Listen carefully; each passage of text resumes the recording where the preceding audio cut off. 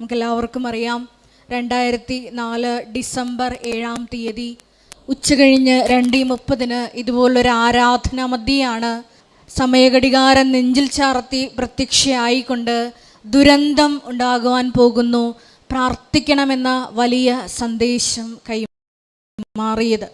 വിവിധങ്ങളായ ദുരന്ത മുഖങ്ങളിലൂടെ കടന്നു പോകുന്ന ലോകത്തുള്ള എല്ലാ സഹോദരങ്ങളെയും, ഏറെ പ്രത്യേകിച്ച് നമ്മുടെ തന്നെ സംസ്ഥാനമായ കൊച്ചു കേരളത്തെയും അതിൻ്റെ വിവിധങ്ങളായ ദുരന്ത അവസ്ഥകളെയും നമുക്ക് പ്രത്യേകമായിട്ട് ഈ വരാൻ പോകുന്ന ഉടമ്പടി ധ്യാനത്തിൽ അൾത്താരയിൽ ദിവ്യകാരുണ്യനാഥന് മുമ്പിൽ സമർപ്പിച്ച് പ്രാർത്ഥിക്കാം.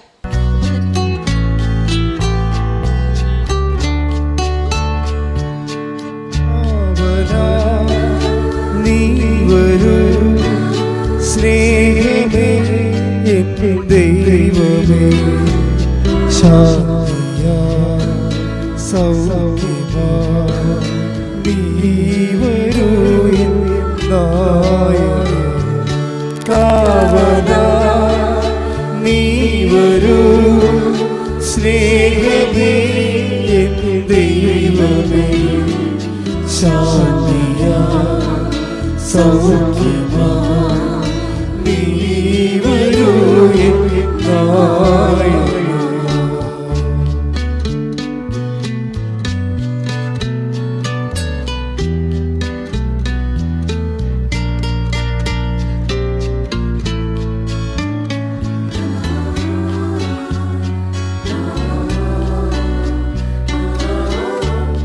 തളരുന്ന നേരത്തിൽ പ്രാണനെ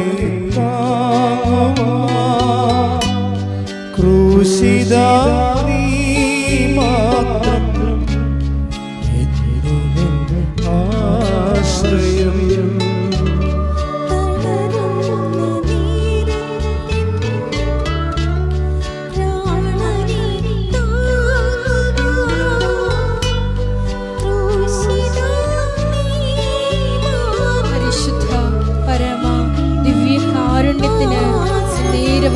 ആരാധനയും സ്തുതിയും പുകഴ്ചയും ഉണ്ടായിരിക്കട്ടെ.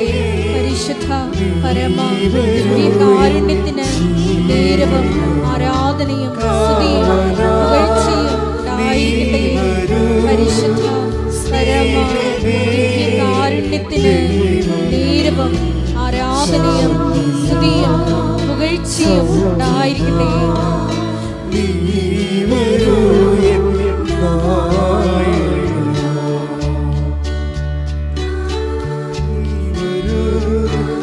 സ്നേഹമേ ദൈവമേ, ശാന്തിയാ സൗഖ്യമാ നീ വരൂ നായക. പരിശുദ്ധ പരമദിവ്യകാരുണ്യത്തിന് ആരാധനയും സ്തുതിയും പുകഴ്ചയും ഉണ്ടായിരിക്കട്ടെ. പരിശുദ്ധ പരമദിവ്യകാരുണ്യത്തിന് ആരാധനയും സ്തുതിയും പുകഴ്ചയും ഉണ്ടായിരിക്കട്ടെ. പരിശുദ്ധ പരമദിവ്യകാരുണ്യത്തിന് ആരാധനയും സ്തുതിയും പുകഴ്ചയും ഉണ്ടായിരിക്കട്ടെ. നമുക്ക് വിശ്വാസത്തോടും പ്രത്യാശയോടും കൃപാസനം പ്രത്യക്ഷീകരണ മധ്യസ്ഥ പ്രാർത്ഥന ഏറ്റുചൊല്ലാം. അമ്മേ പരിശുദ്ധ അമ്മേ, അമ്മേ പരിശുദ്ധ അമ്മേ, ദൈവമാതാവേ, കൃപാസനത്തിലൂടെ ഞങ്ങൾക്കും ഞങ്ങളുടെ ദേശത്തിനും അമ്മ മാധ്യസ്ഥം തേടിത്തന്ന എല്ലാ അനുഗ്രഹങ്ങൾക്കും കൃപകൾക്കും ഞങ്ങളിപ്പോൾ ഹൃദയം നിറഞ്ഞ നന്ദി പറയുന്നു. നമുക്ക് സ്തുതിച്ച് പ്രാർത്ഥിക്കാം. ഹല്ലേലൂയ, ഹല്ലേലൂയ, ആരാധന. ഞങ്ങളുടെ സാന്നിധ്യം പ്രകടമാകുവാൻ ഞങ്ങളെ തന്നെ ഒരുക്കുവാൻ ഞങ്ങളെ സഹായിക്കണമെന്ന് പ്രാർത്ഥിക്കുന്നു. ദിവ്യകാരുണ്യത്തിന്റെ അഭിഷേകം സ്വീകരിക്കുവാൻ ഞങ്ങളെ അങ്ങ് സഹായിക്കണമെന്ന്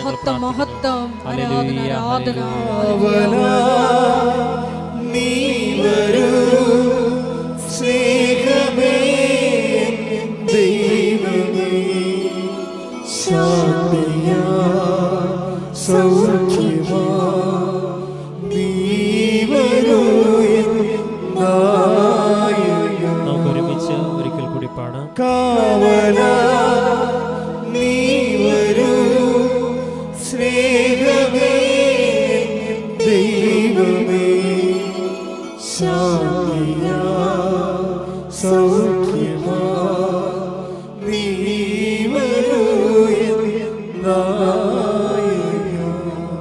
പരിശുദ്ധ പരമദിവ്യകാരുണ്യത്തിന് നേരവും ആരാധനയും സ്തുതിയും പുകഴ്ചയും ഉണ്ടായിരിക്കട്ടെ. പരിശുദ്ധ പരമദിവ്യകാരുണ്യത്തിന് നേരവും ആരാധനയും സ്തുതിയും പുകഴ്ചയും ഉണ്ടായിരിക്കട്ടെ. പരിശുദ്ധ പരമദിവ്യകാരുണ്യത്തിന് നേരവും ആരാധനയും സ്തുതിയും പുകഴ്ചയും ഉണ്ടായിരിക്കട്ടെ. അമ്മേ പരിശുദ്ധ അമ്മേ, അമ്മേ പരിശുദ്ധ അമ്മേ, ദൈവമാതാവേ, ദൈവമാതാവേ, 2004 ഡിസംബർ 7-ാം തീയതി ഉച്ച കഴിഞ്ഞ് 2:30 കൃപാസനത്തിൽ സംഭവിച്ച അമ്മയുടെ പ്രത്യക്ഷപ്പെടലിനെ കുറിച്ച് തിരുസഭയ്ക്ക് സമർപ്പിച്ചിരിക്കുന്ന പഠനരേഖകളുടെ മേൽ വസ്തുനിഷ്ഠവും ദൈവശാസ്ത്ര വിധിപ്രകാരമുള്ളതുമായ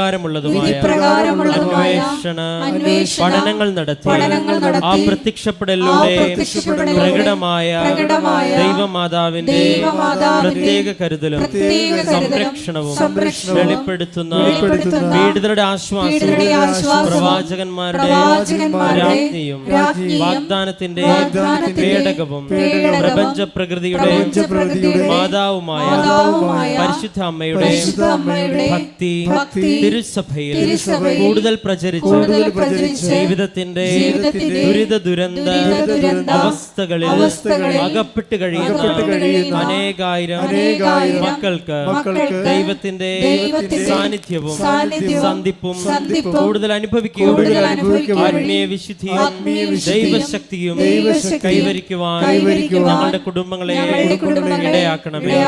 നമുക്ക് സ്തുതിച്ച് പ്രാർത്ഥിക്കാം. ഹല്ലേലൂയ യേശുവേ,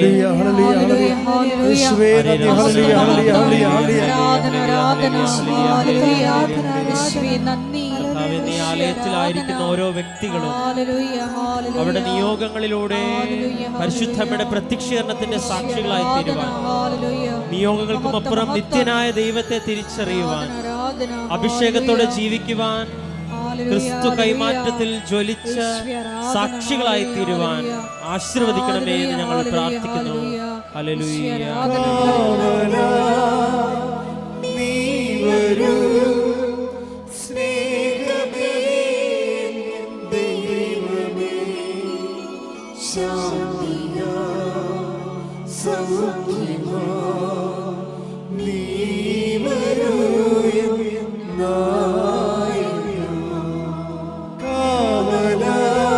ഒരുമിച്ച് പാടാം. നീ വരൂ സ്നേഹമേ, ദൈവമേ, ശാന്തിയാ സൗഖ്യമാ, നീ വരൂ പരിശുദ്ധ പരമദിവ്യകാരുണ്യത്തിന് നേരവും ആരാധനയും സ്തുതിയും പുകഴ്ചയും ഉണ്ടായിരിക്കട്ടെ. പരിശുദ്ധ പരമദിവ്യകാരുണ്യത്തിന് നേരവും ആരാധനയും സ്തുതിയും പുകഴ്ചയും ഉണ്ടായിരിക്കട്ടെ. പരിശുദ്ധ പരമദിവ്യകാരുണ്യത്തിന് നേരവും ആരാധനയും സ്തുതിയും പുകഴ്ചയും. അമ്മേ പരിശുദ്ധ അമ്മേ, ഭൂസ്വർലോകങ്ങളുടെ രാജ്ഞിയായ അങ്ങേക്ക് ഭൗമസംരക്ഷണത്തിനായി പ്രപഞ്ച പ്രകൃതിയെ തന്നെ തിരുസഭ പ്രതിഷ്ഠിക്കുവാൻ ഈ പ്രത്യക്ഷീകരണം വഴി ഇടയാക്കണമേ. പരിശുദ്ധ അമ്മേ, ജപമാല മാതാവേ, സകല കൃപാസന പ്രാർത്ഥനകളോട് ചേർത്ത് ഞങ്ങൾ ഇപ്പോൾ പ്രാർത്ഥിക്കുന്ന ഈ സമൂഹത്തിന്റെ പ്രത്യേക നിയോഗങ്ങളും നമുക്ക് മൗനമായി നമ്മുടെ നിയോഗങ്ങൾ സമർപ്പിച്ച് പ്രാർത്ഥിക്കാം.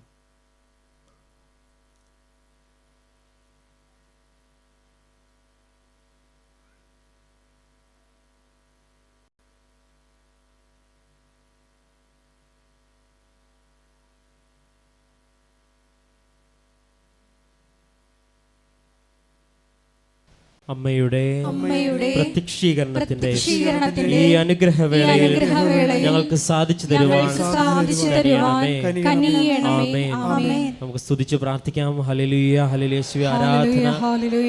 കർത്താവേ, ആരാധനയുടെ നിമിഷങ്ങളൊക്കെയും ഞങ്ങളുടെ ആത്മാവിനെ ജ്വലിപ്പിക്കണമേ എന്നും അങ്ങയുടെ സാന്നിധ്യം തിരിച്ചറിയുവാൻ, അങ്ങയുടെ അനുഭവം ലഭിക്കുവാൻ, ഞങ്ങളുടെ ജീവിതത്തിൽ കൃപയൊഴുകുവാൻ തടസ്സമായതെല്ലാം ഞങ്ങൾ വിട്ടുപേക്ഷിച്ച് കർത്താവേ അങ്ങയുടെ സാന്നിധ്യത്തിൽ ജീവിതം മുന്നോട്ട് നയിക്കുവാൻ അനുവദിക്കുന്ന സമയം അത്രയും അങ്ങേക്ക് സാക്ഷികളായി ജീവിക്കുവാൻ, പരിശുദ്ധ അമ്മയുടെ പ്രത്യക്ഷീകരണത്തിന്റെ സാക്ഷികളായി മാറുവാൻ ഞങ്ങളെ പ്രത്യേകം തെരഞ്ഞെടുക്കണമേ എന്നും അഭിഷേകം ചെയ്യണമേ എന്നും ഞങ്ങൾ പ്രാർത്ഥിക്കുന്നു. ഹല്ലേലൂയ, ഹല്ലേലൂയ, ഹല്ലേലൂയ.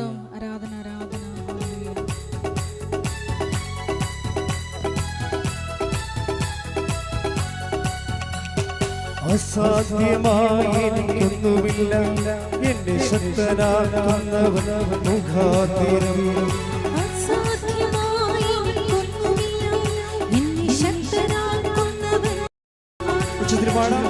അസാധ്യമായി എനിക്കൊന്നുമില്ല, എന്നെ ശക്തനാക്കുന്നവൻ മുഖാന്തരം.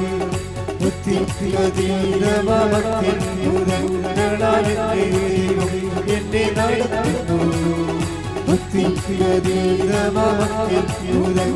നടത്തുന്നു, എന്നെ നടത്തുന്നു. സാധ്യമേ, എല്ലാം സാധ്യമേ, എന്റെ യേശുവിൻ കൂടെയുള്ള. സാധ്യമേ, എല്ലാം സാധ്യമേ, എന്റെ യേശുവിൻ കൂടെയുള്ള. കൈകൾ ഉയർത്തി.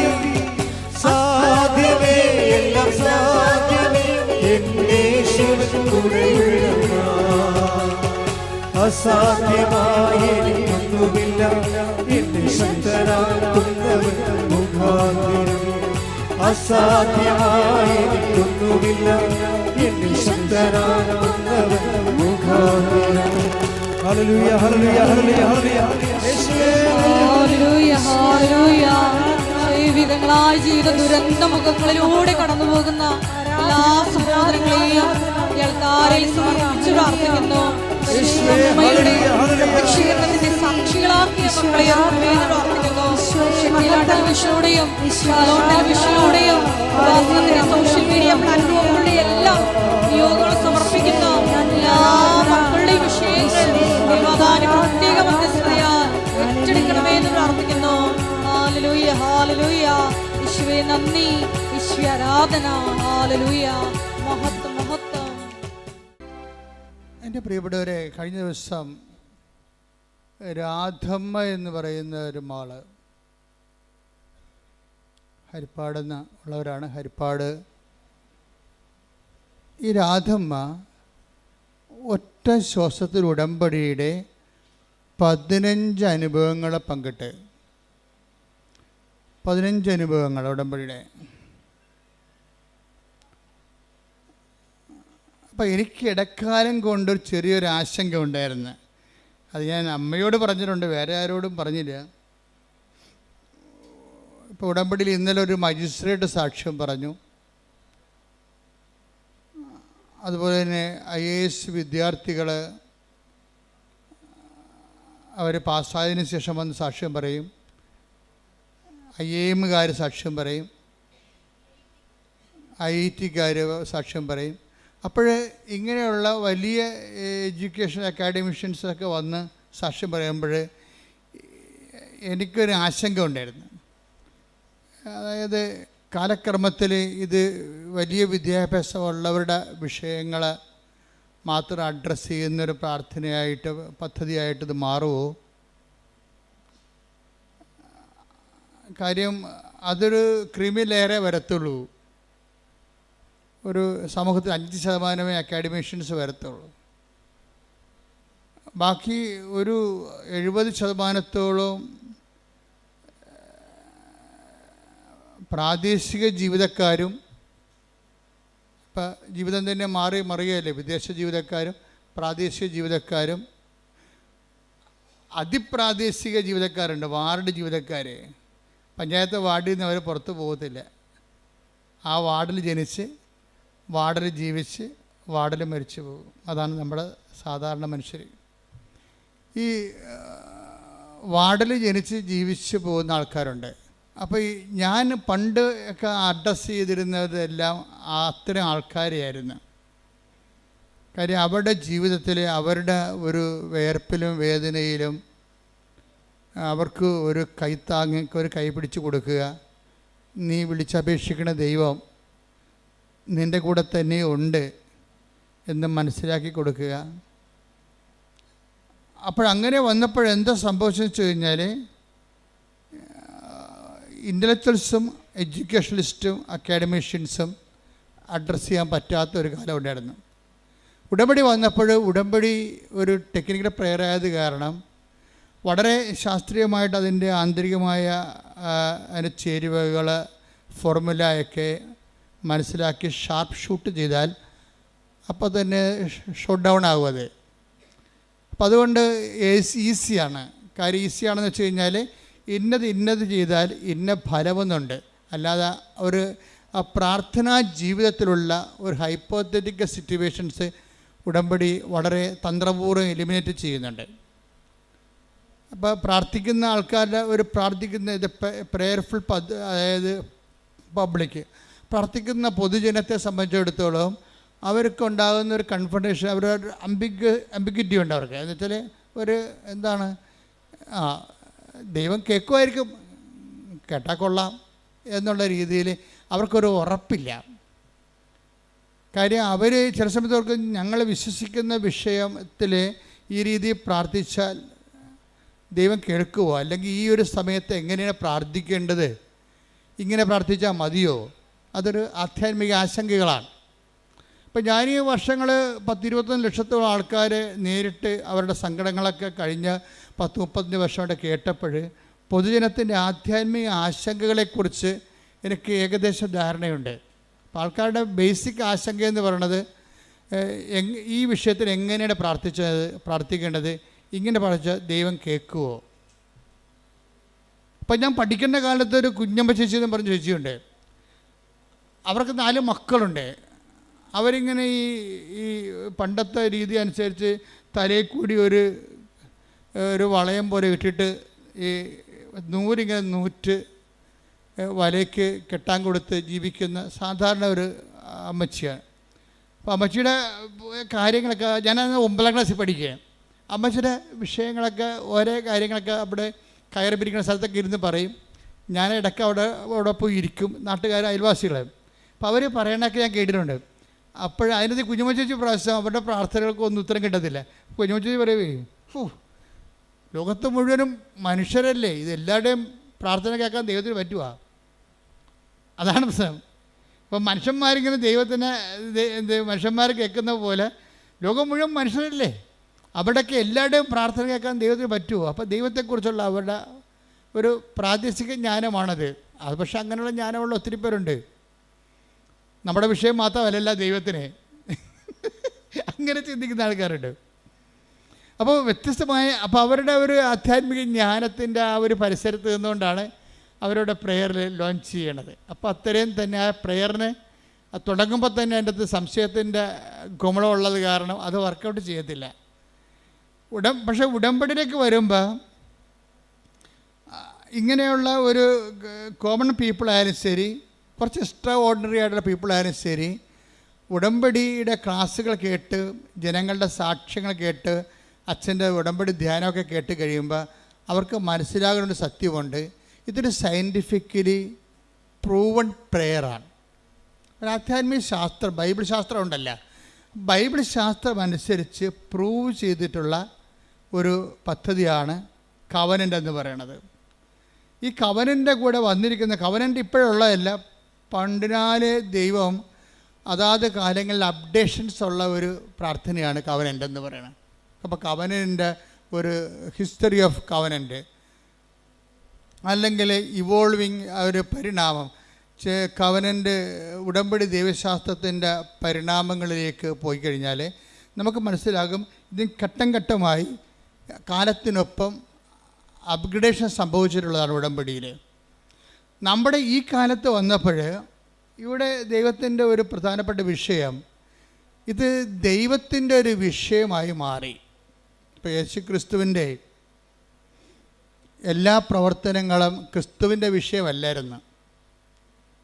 പിതാവായ ദൈവത്തിൻ്റെയും പുത്രനായ ദൈവത്തിൻ്റെയും പരിശുദ്ധാത്മാവായ ദൈവത്തിൻ്റെയും ത്രിയേക ദൈവത്തിൻ്റെ പൊതുവിഷയമായിരുന്നു യേശു ക്രിസ്തുവിൻ്റെ മിഷനല്ല. ദ മിഷൻ ഓഫ് ജീസസ് ദൈവത്തിൻ്റെ വിഷയമായിരുന്നു. അപ്പോൾ ദൈവത്തിൻ്റെ വിഷയമാകുമ്പോൾ അതിൻ്റെ മുതൽ മുടക്കെല്ലാം ദൈവമാണ്. മുതൽ മുടക്കാൻ വേണ്ടി ദൈവം അറ്റം വരെ തയ്യാറാണ്. അതാണ് തൻ്റെ ഏകജാതനെ നൽകാൻ. ആ മുതലിന് ആ ഒരു പദ്ധതിക്ക് വേണ്ടി അവസാനത്തെ എക്സ്പെൻഡിച്ചർ തൻ്റെ ഏകജാതിനെ 3:16 സ്തുതിക്കട്ടെ. ഹല്ലേലൂയ ഹല്ലേലൂയ ഹല്ലേലൂയ ഹല്ലേലൂയ. യേശുവേ നന്ദി, യേശുവേ സ്തുതി. ഹല്ലേലൂയ ഹല്ലേലൂയ ഹല്ലേലൂയ ഹല്ലേലൂയ. യേശുവേ മഹത്വം മഹത്വം ആരാധന. യോഹന്നാൻ 3:16 എന്തെന്നാൽ അവനിൽ വിശ്വസിക്കുന്ന അവനിൽ വിശ്വസിക്കുന്ന ഏവനും നശിച്ചു പോകാതെ നിത്യജീവൻ പ്രാപിക്കുന്നതിന് വേണ്ടി തന്റെ ഏകജാതനെ നൽകാൻ തക്കവിധം ദൈവം ലോകത്തെ അത്രമാത്രം സ്നേഹിച്ചു. അപ്പോൾ ദൈവം ലോകത്തെ അത്രമാത്രം സ്നേഹിച്ചത് കൊണ്ട് തൻ്റെ ഏകജാതനെ മുഴുവനായിട്ട് വരെ നൽകാൻ അതിൻ്റെ ക്യാപിറ്റൽ അതാണ്. രക്ഷാകര പദ്ധതിയുടെ ക്യാപിറ്റൽ എന്ന് പറയുന്നത് ഏകജാതനെ മുഴുവനും കൂടി നൽകിയ പാപത്തിന് പരിഹാരം ചെയ്യേണ്ടി വന്നപ്പോൾ അതിന് പോലും ദൈവം ചെലവഴിച്ചതാണ്. അപ്പോൾ ആ ദൈവത്തിൻ്റെ ആ ചെലവഴിക്കൽ നിന്നാണ് ക്രിസ്തുശാസ്ത്രം രൂപപ്പെട്ട് വരണത്. പ്രായോഗിക ജീവിതബന്ധിയായ ക്രിസ്തുശാസ്ത്രം. ഇപ്പോൾ ഒരു അക്കാഡമിക് ക്രിസ്തുശാസ്ത്രമുണ്ട്, പക്ഷെ ഒരു ജീവിതബന്ധി കാലബന്ധിയായ ഒരു ക്രിസ്തുശാസ്ത്രമുണ്ട്. അപ്പോൾ ഈ 3:16 ഡെവലപ്പ് ചെയ്ത് വരുമ്പോൾ പിന്നീട് പൗലോസ് പറയും നമ്മൾക്ക് യേശുക്രിസ്തുവിന് നൽകിയവൻ. ശ്രുതിക്കട്ടെ. ഹല്ലേലൂയ ഹല്ലേലൂയ ഹല്ലേലൂയ ഹല്ലേലൂയ. റോമ 8:32 സ്വപുത്രനെ പോലും ഒഴിവാക്കാതെ ഒഴിവാക്കാതെ നമുക്കെല്ലാവർക്കും വേണ്ടി അവനെ ഏൽപ്പിച്ചു തന്നവൻ അവനോട് കൂടെ സമസ്തവും നമുക്ക് ദാനമായി നൽകാതിരിക്കുമോ? അവിടെ അതിൻ്റെ ഒത്തിരി വാക്കുകൾ ദൈവത്തിൻ്റെ തനത് മൈൻഡ് വെളിപ്പെടുത്തുന്നുണ്ട്. അതായത് ഈ റോമ 8:32 യോഹന്നാൻ 3:16 തമ്മിൽ ലിങ്ക് ആയിരിക്കണം. എന്താണ് 3:16 എന്താ പറയണത്? തൻ്റെ ഏകജാതനെ നൽകാൻ തക്കവിധം ദൈവം അത്രമാത്രം നമ്മളെ ലോകത്തെ സ്നേഹിച്ചു. അപ്പൊ ഈ എന്തുകൊണ്ടാണ് ദാനമായിരിക്കണം മനസ്സിലാക്കണം. ഉടമ്പടി വർക്ക് ചെയ്യണത് നോട്ട് ബൈ മെറിറ്റിലാണ്, പിന്നെന്താണ്? But by grace. അപ്പം മനുഷ്യൻ്റെ ജീവിതത്തിൻ്റെ എല്ലാ വിഷയങ്ങളിലും ഇപ്പം നിങ്ങൾക്കൊരു സ്റ്റാൻഡേർഡ് ഉണ്ടാകുമല്ലോ അല്ലേ? നിങ്ങളുടെ ഒരു വാല്യൂ അല്ലെങ്കിൽ നിങ്ങളുടെ ഒരു കഴിവ്. പക്ഷേ നമ്മുടെ കഴിവും നമ്മുടെ ജീവിതവും തമ്മിൽ ഒരു കാലത്തും പൊരുത്തപ്പെടത്തില്ല. എന്താ കാര്യം? നമ്മളുടെ ജീവിതത്തിൻ്റെ വെല്ലുവിളി നമ്മുടെ കഴിവിനേക്കാൾ എപ്പോഴും മുകളിലായിരിക്കും. അതെപ്പോഴും അങ്ങനെയുണ്ട്. ലൈഫ് സെറ്റിൽ ചെയ്തിരിക്കുന്നതും ലൈഫ് ഇവോൾവ് ചെയ്തിരിക്കുന്നതും ജീവിതം ആയിത്തീർന്നിരിക്കുന്നതായിട്ടുള്ള അവസ്ഥ എന്ന് വെച്ച് കഴിഞ്ഞാൽ എപ്പോഴും നമ്മുടെ കഴിവിനേക്കാളും ഉപരിയായിരിക്കും നമ്മൾക്ക് കൈകാര്യം ചെയ്യേണ്ട വിഷയം. കഴിഞ്ഞ ദിവസത്തിൽ ആ മജിസ്ട്രേറ്റിൻ്റെ സാക്ഷ്യം എന്താ അറിയാമോ? മജിസ്ട്രേറ്റ് വക്കീലാണ്, പ്രാക്ടീസിങ് വക്കീലാണ്. ഈ ബാരിസ്റ്ററെ ശരിക്കും അവർക്ക് ഇപ്പോൾ ഒരു മജിസ്ട്രേറ്റിൻ്റെ എക്സാം വന്നു. അപ്പോൾ ഹൈക്കോടതിയുടെ എക്സാം ശരിക്കും വളരെ പാടുള്ളതാണ്. അവർ പറഞ്ഞ സങ്കീർണമാണ്. പല സെക്ഷൻസ് ഉണ്ട്. ആ പരീക്ഷകളെല്ലാം എഴുതിയിട്ടാണ് പിന്നീട് അവർ മജിസ്ട്രേറ്റായിട്ട് അവർ ജയിച്ചാൽ മാത്രമേ മജിസ്ട്രേറ്റിലേക്ക് പിന്നെ അവർക്ക് പരിശീലനത്തിന് പോകാൻ പറ്റത്തുള്ളൂ. പക്ഷേ എന്താ പ്രശ്നം? ഇവർക്കൊരു കോൺഫിഡൻസ് ഉണ്ട്. എപ്പോഴും നമ്മൾ ശ്രദ്ധിക്കേണ്ടത് ഈ കോൺഫിഡൻസ് ആണ് ഫസ്റ്റായിട്ട്. നമ്മൾ ദൈവത്തിൻ്റെ സന്നിധാനത്തിൽ വരുമ്പോൾ ആദ്യത്തെ ബോംബിംഗ് ഏരിയ എന്ന് പറയണത്, അല്ലെങ്കിൽ മിലിറ്ററി ടാർഗറ്റ് പൊസിഷൻ. ഇപ്പം മിലിറ്ററി പൊസിഷൻ എന്ന് പറയത്തില്ലേ? ബോംബ് ചെയ്യുന്ന വിമാനങ്ങൾക്കൊരു പൊസിഷൻ ഉണ്ടാകും. ഇപ്പം നമ്മൾ ദൈവദർശനം വരുമ്പോൾ ഈ പൊസിഷൻ ടാർഗറ്റഡായിട്ട് വരുന്നത് എപ്പോഴും കോൺഫിഡൻസാണ്. നിങ്ങളുടെ കോൺഫിഡൻസ് തരുന്ന കുറേ കാര്യങ്ങളുണ്ട്. നിങ്ങളുടെ ഈ കോൺഫിഡൻസ് എന്ന് പറയുന്നതാണ് നിങ്ങൾ. പക്ഷെ ആ നിങ്ങൾക്ക് ഇപ്പോൾ നിങ്ങളുടെ അതിജീവനത്തിന് നിങ്ങളുടെ മുമ്പിൽ വന്നിരിക്കുന്ന വെല്ലുവിളിയെ തരണം ചെയ്യാനുള്ള കഴിവുണ്ടാകത്തില്ല. മനസ്സിലായില്ലേ? അപ്പോൾ ഇത് നിങ്ങളുടെ കോൺഫിഡൻസ് പൊളിച്ച് പണിയേണ്ടി വരും. ഇപ്പം തന്നെ ഈ റോഡ് ചെയ്യണവർ ഇപ്പം നല്ല റോഡിൽ വണ്ടി പോകുന്നുണ്ട്, പക്ഷേ റോഡ് അവർ പൊളിക്കുകയാണ്. മൊത്തം പൊളിച്ചിട്ട് അതെല്ലാം വീണ്ടും അതെല്ലാം പൊടിച്ച് റീകോൺക്രീറ്റ് ചെയ്യാൻ. എന്താ കാര്യം? അവർക്ക് ഗ്യാരണ്ടി ഉണ്ട്, അടുത്ത ഒരു 50 കൊല്ലത്തേക്ക് തലമുറകളെ കോടിക്കണക്കിന് വാഹനം ഓടേണ്ടതാണ്. അതനുസരിച്ച് ഈ റോഡ് അതിന് പറ്റത്തില്ല, അതുകൊണ്ട് അവർ പൊളിക്കുകയാണ്. ദൈവം ചെയ്യേണ്ടത് ഏതാണ്ട് ഇതേ പരിപാടിയാണ്. നിങ്ങളുടെ കോൺഫിഡൻസ് ആദ്യം പൊളിക്കും. കോൺഫിഡൻസിൻ്റെ ഓരോ ഏജൻറ്റ് നോക്കിയാൽ മതി, പണി വരാൻ പോണത് എവിടെയാണെന്നൊക്കെ അറിയാൻ പറ്റും. ഒന്നെങ്കിൽ നമ്മുടെ ആരോഗ്യമായിരിക്കും. പരമാവധി പണി ആദ്യം കിട്ടാൻ സാധ്യതയുള്ളത് ബോഡിയിലാണ്.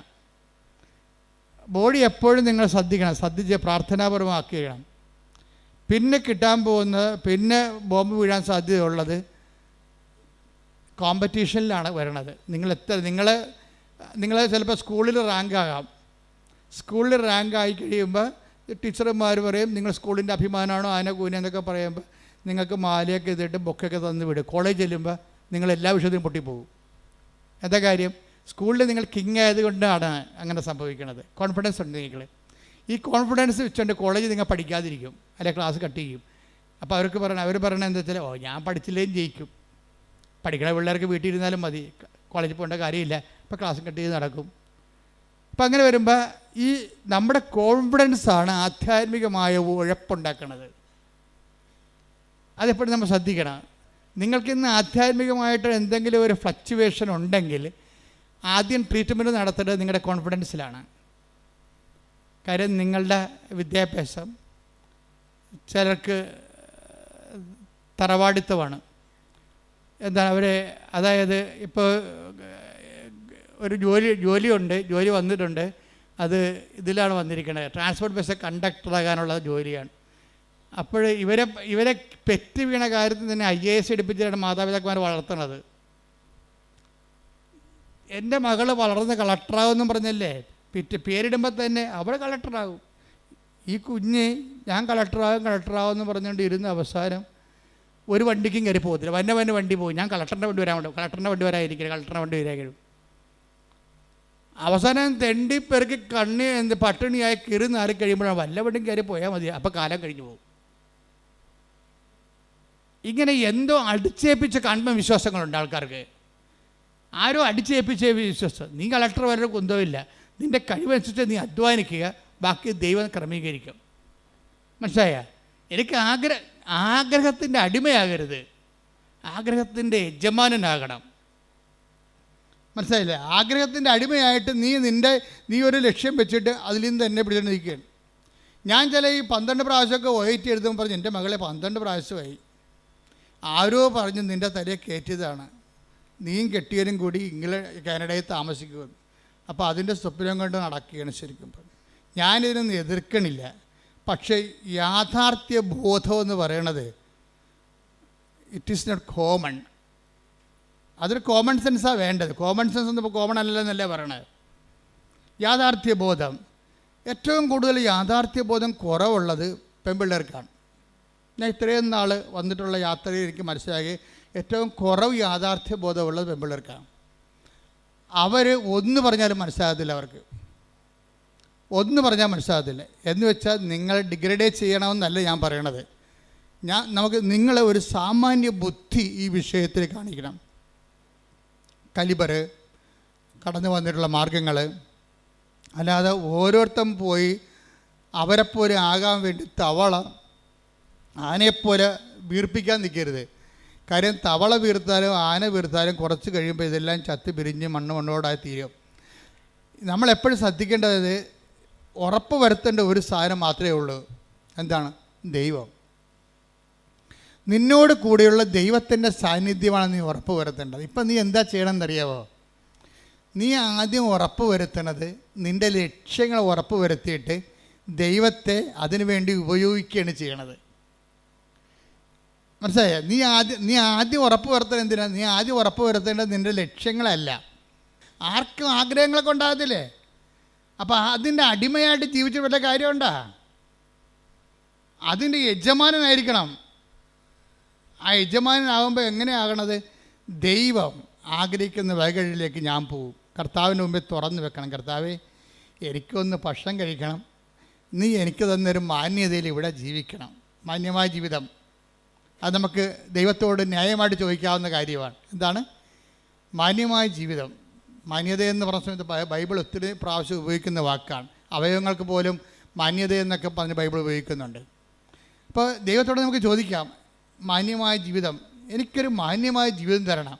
അല്ലാതെ നീ എന്ത് ചെയ്യണമെന്ന് ദൈവത്തിനൊരു ഒരു സംഭവം ഇട്ടിട്ട് വരച്ച് അതിമ ടിക്ക് കർത്താവ്, അതിമ ടിക്ക് കർത്താവ്, അതിമ ടിക്ക് കർത്താവ് എന്ന് പറഞ്ഞുകൊണ്ടിരിക്കുക. അതല്ല ഉടമ്പടി എന്ന് പറയണത്. ഉടമ്പടി നിനക്ക് ന്യായമായി ചോദിക്കാവുന്ന എന്താണ്? മാന്യമായ ജീവിതം. അത് ചോദിക്കാം. അത് കർത്താവായിട്ട് കിട്ടിയിരിക്കും. എന്താ കാര്യം എന്നറിയാമോ?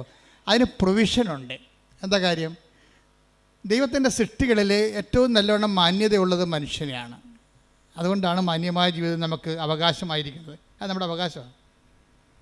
ഇപ്പം നമുക്ക് ഇപ്പോൾ ഒരു കുഴിയാന എന്ന് പറഞ്ഞു കഴിഞ്ഞാൽ അതിനെന്താണ്? കുഴിയാന സാധനമില്ലേ, കണ്ടിട്ടുണ്ടോ?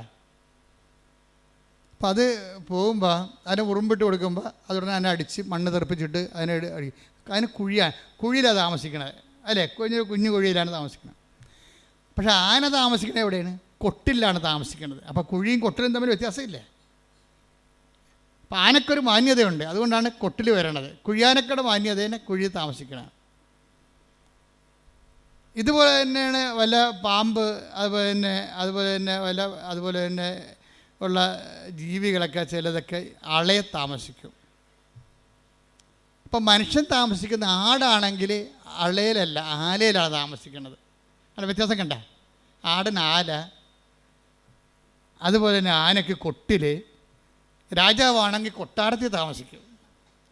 മാന്യത മാറി. ഇതുപോലെ മനുഷ്യൻ എന്തുകൊണ്ടാണ് വീട്ടിൽ താമസിക്കുന്നത്? മനുഷ്യൻ്റെ വീടാണ്, ഭവനം. ഒത്തിരിയേറെ ആന്തരികമായ അർത്ഥങ്ങളുള്ളതാണ് ഭവനം. അവിടെ എന്തുകൊണ്ടാണ് താമസിക്കുന്നത് വെച്ച് കഴിഞ്ഞാൽ അവൻ ദൈവത്തിൻ്റെ ഛായയിൽ സൃഷ്ടിക്കപ്പെട്ടത് കൊണ്ടാണ്. അതാണ് മാന്യത എന്ന് പറയുന്നത്. അപ്പോൾ ആദ്യമേ തന്നെ ദൈവം നമ്മുടെ മാന്യത ഫിക്സ് ചെയ്യുന്നുണ്ട്. എന്ന് വെച്ചാൽ നമ്മുടെ എല്ലാ അവകാശങ്ങളും ഫിക്സ് ചെയ്യുകയാണ്.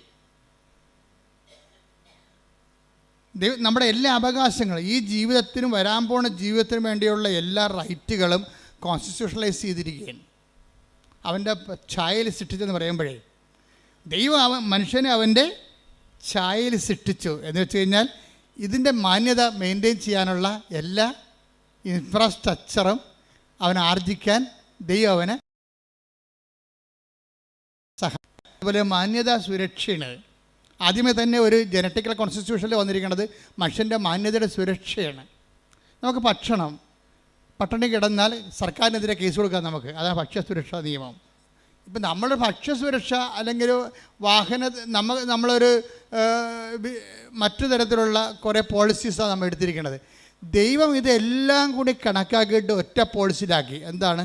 മനുഷ്യൻ അവനെ തന്നെ സൃഷ്ടിച്ചു. അപ്പോൾ മാന്യമായി ഈ ഭൂമിയിൽ മനുഷ്യനെ പോലെ ജീവിക്കാനുള്ള മനുഷ്യൻ എന്ന് പറഞ്ഞാൽ ആരാണെന്ന് പറഞ്ഞിട്ടുണ്ട്. ആരാണ്? ദൈവത്തിൻ്റെ പൈതൽ. അപ്പോൾ ദൈവ പൈതലാണ് ഞാനെന്നുള്ളതാണ് ഏറ്റവും വലിയ ബോധമുള്ളത്. നമ്മുടെ ഏറ്റവും വലിയ നമ്മുടെ ഒരു വിശ്വാസം നമുക്ക് തരുന്ന ഒരു ബോധമുണ്ട്. ആത്മീയ ബോധം എന്നുകൊണ്ട് ദൈവ പൈതലാണെന്നാണ്. അപ്പോൾ ദൈവ പൈതലാകുമ്പോൾ ദൈവ പൈതലല്ലാതെ പോകുന്ന ഇപ്പോൾ രാധമ്മയുടെ സാക്ഷ്യം എന്താണ്? രാധമ്മയുടെ സാക്ഷ്യം, രാധമ്മയുടെ ഒന്നാമത്തെ അനുഭവം എന്താണ്?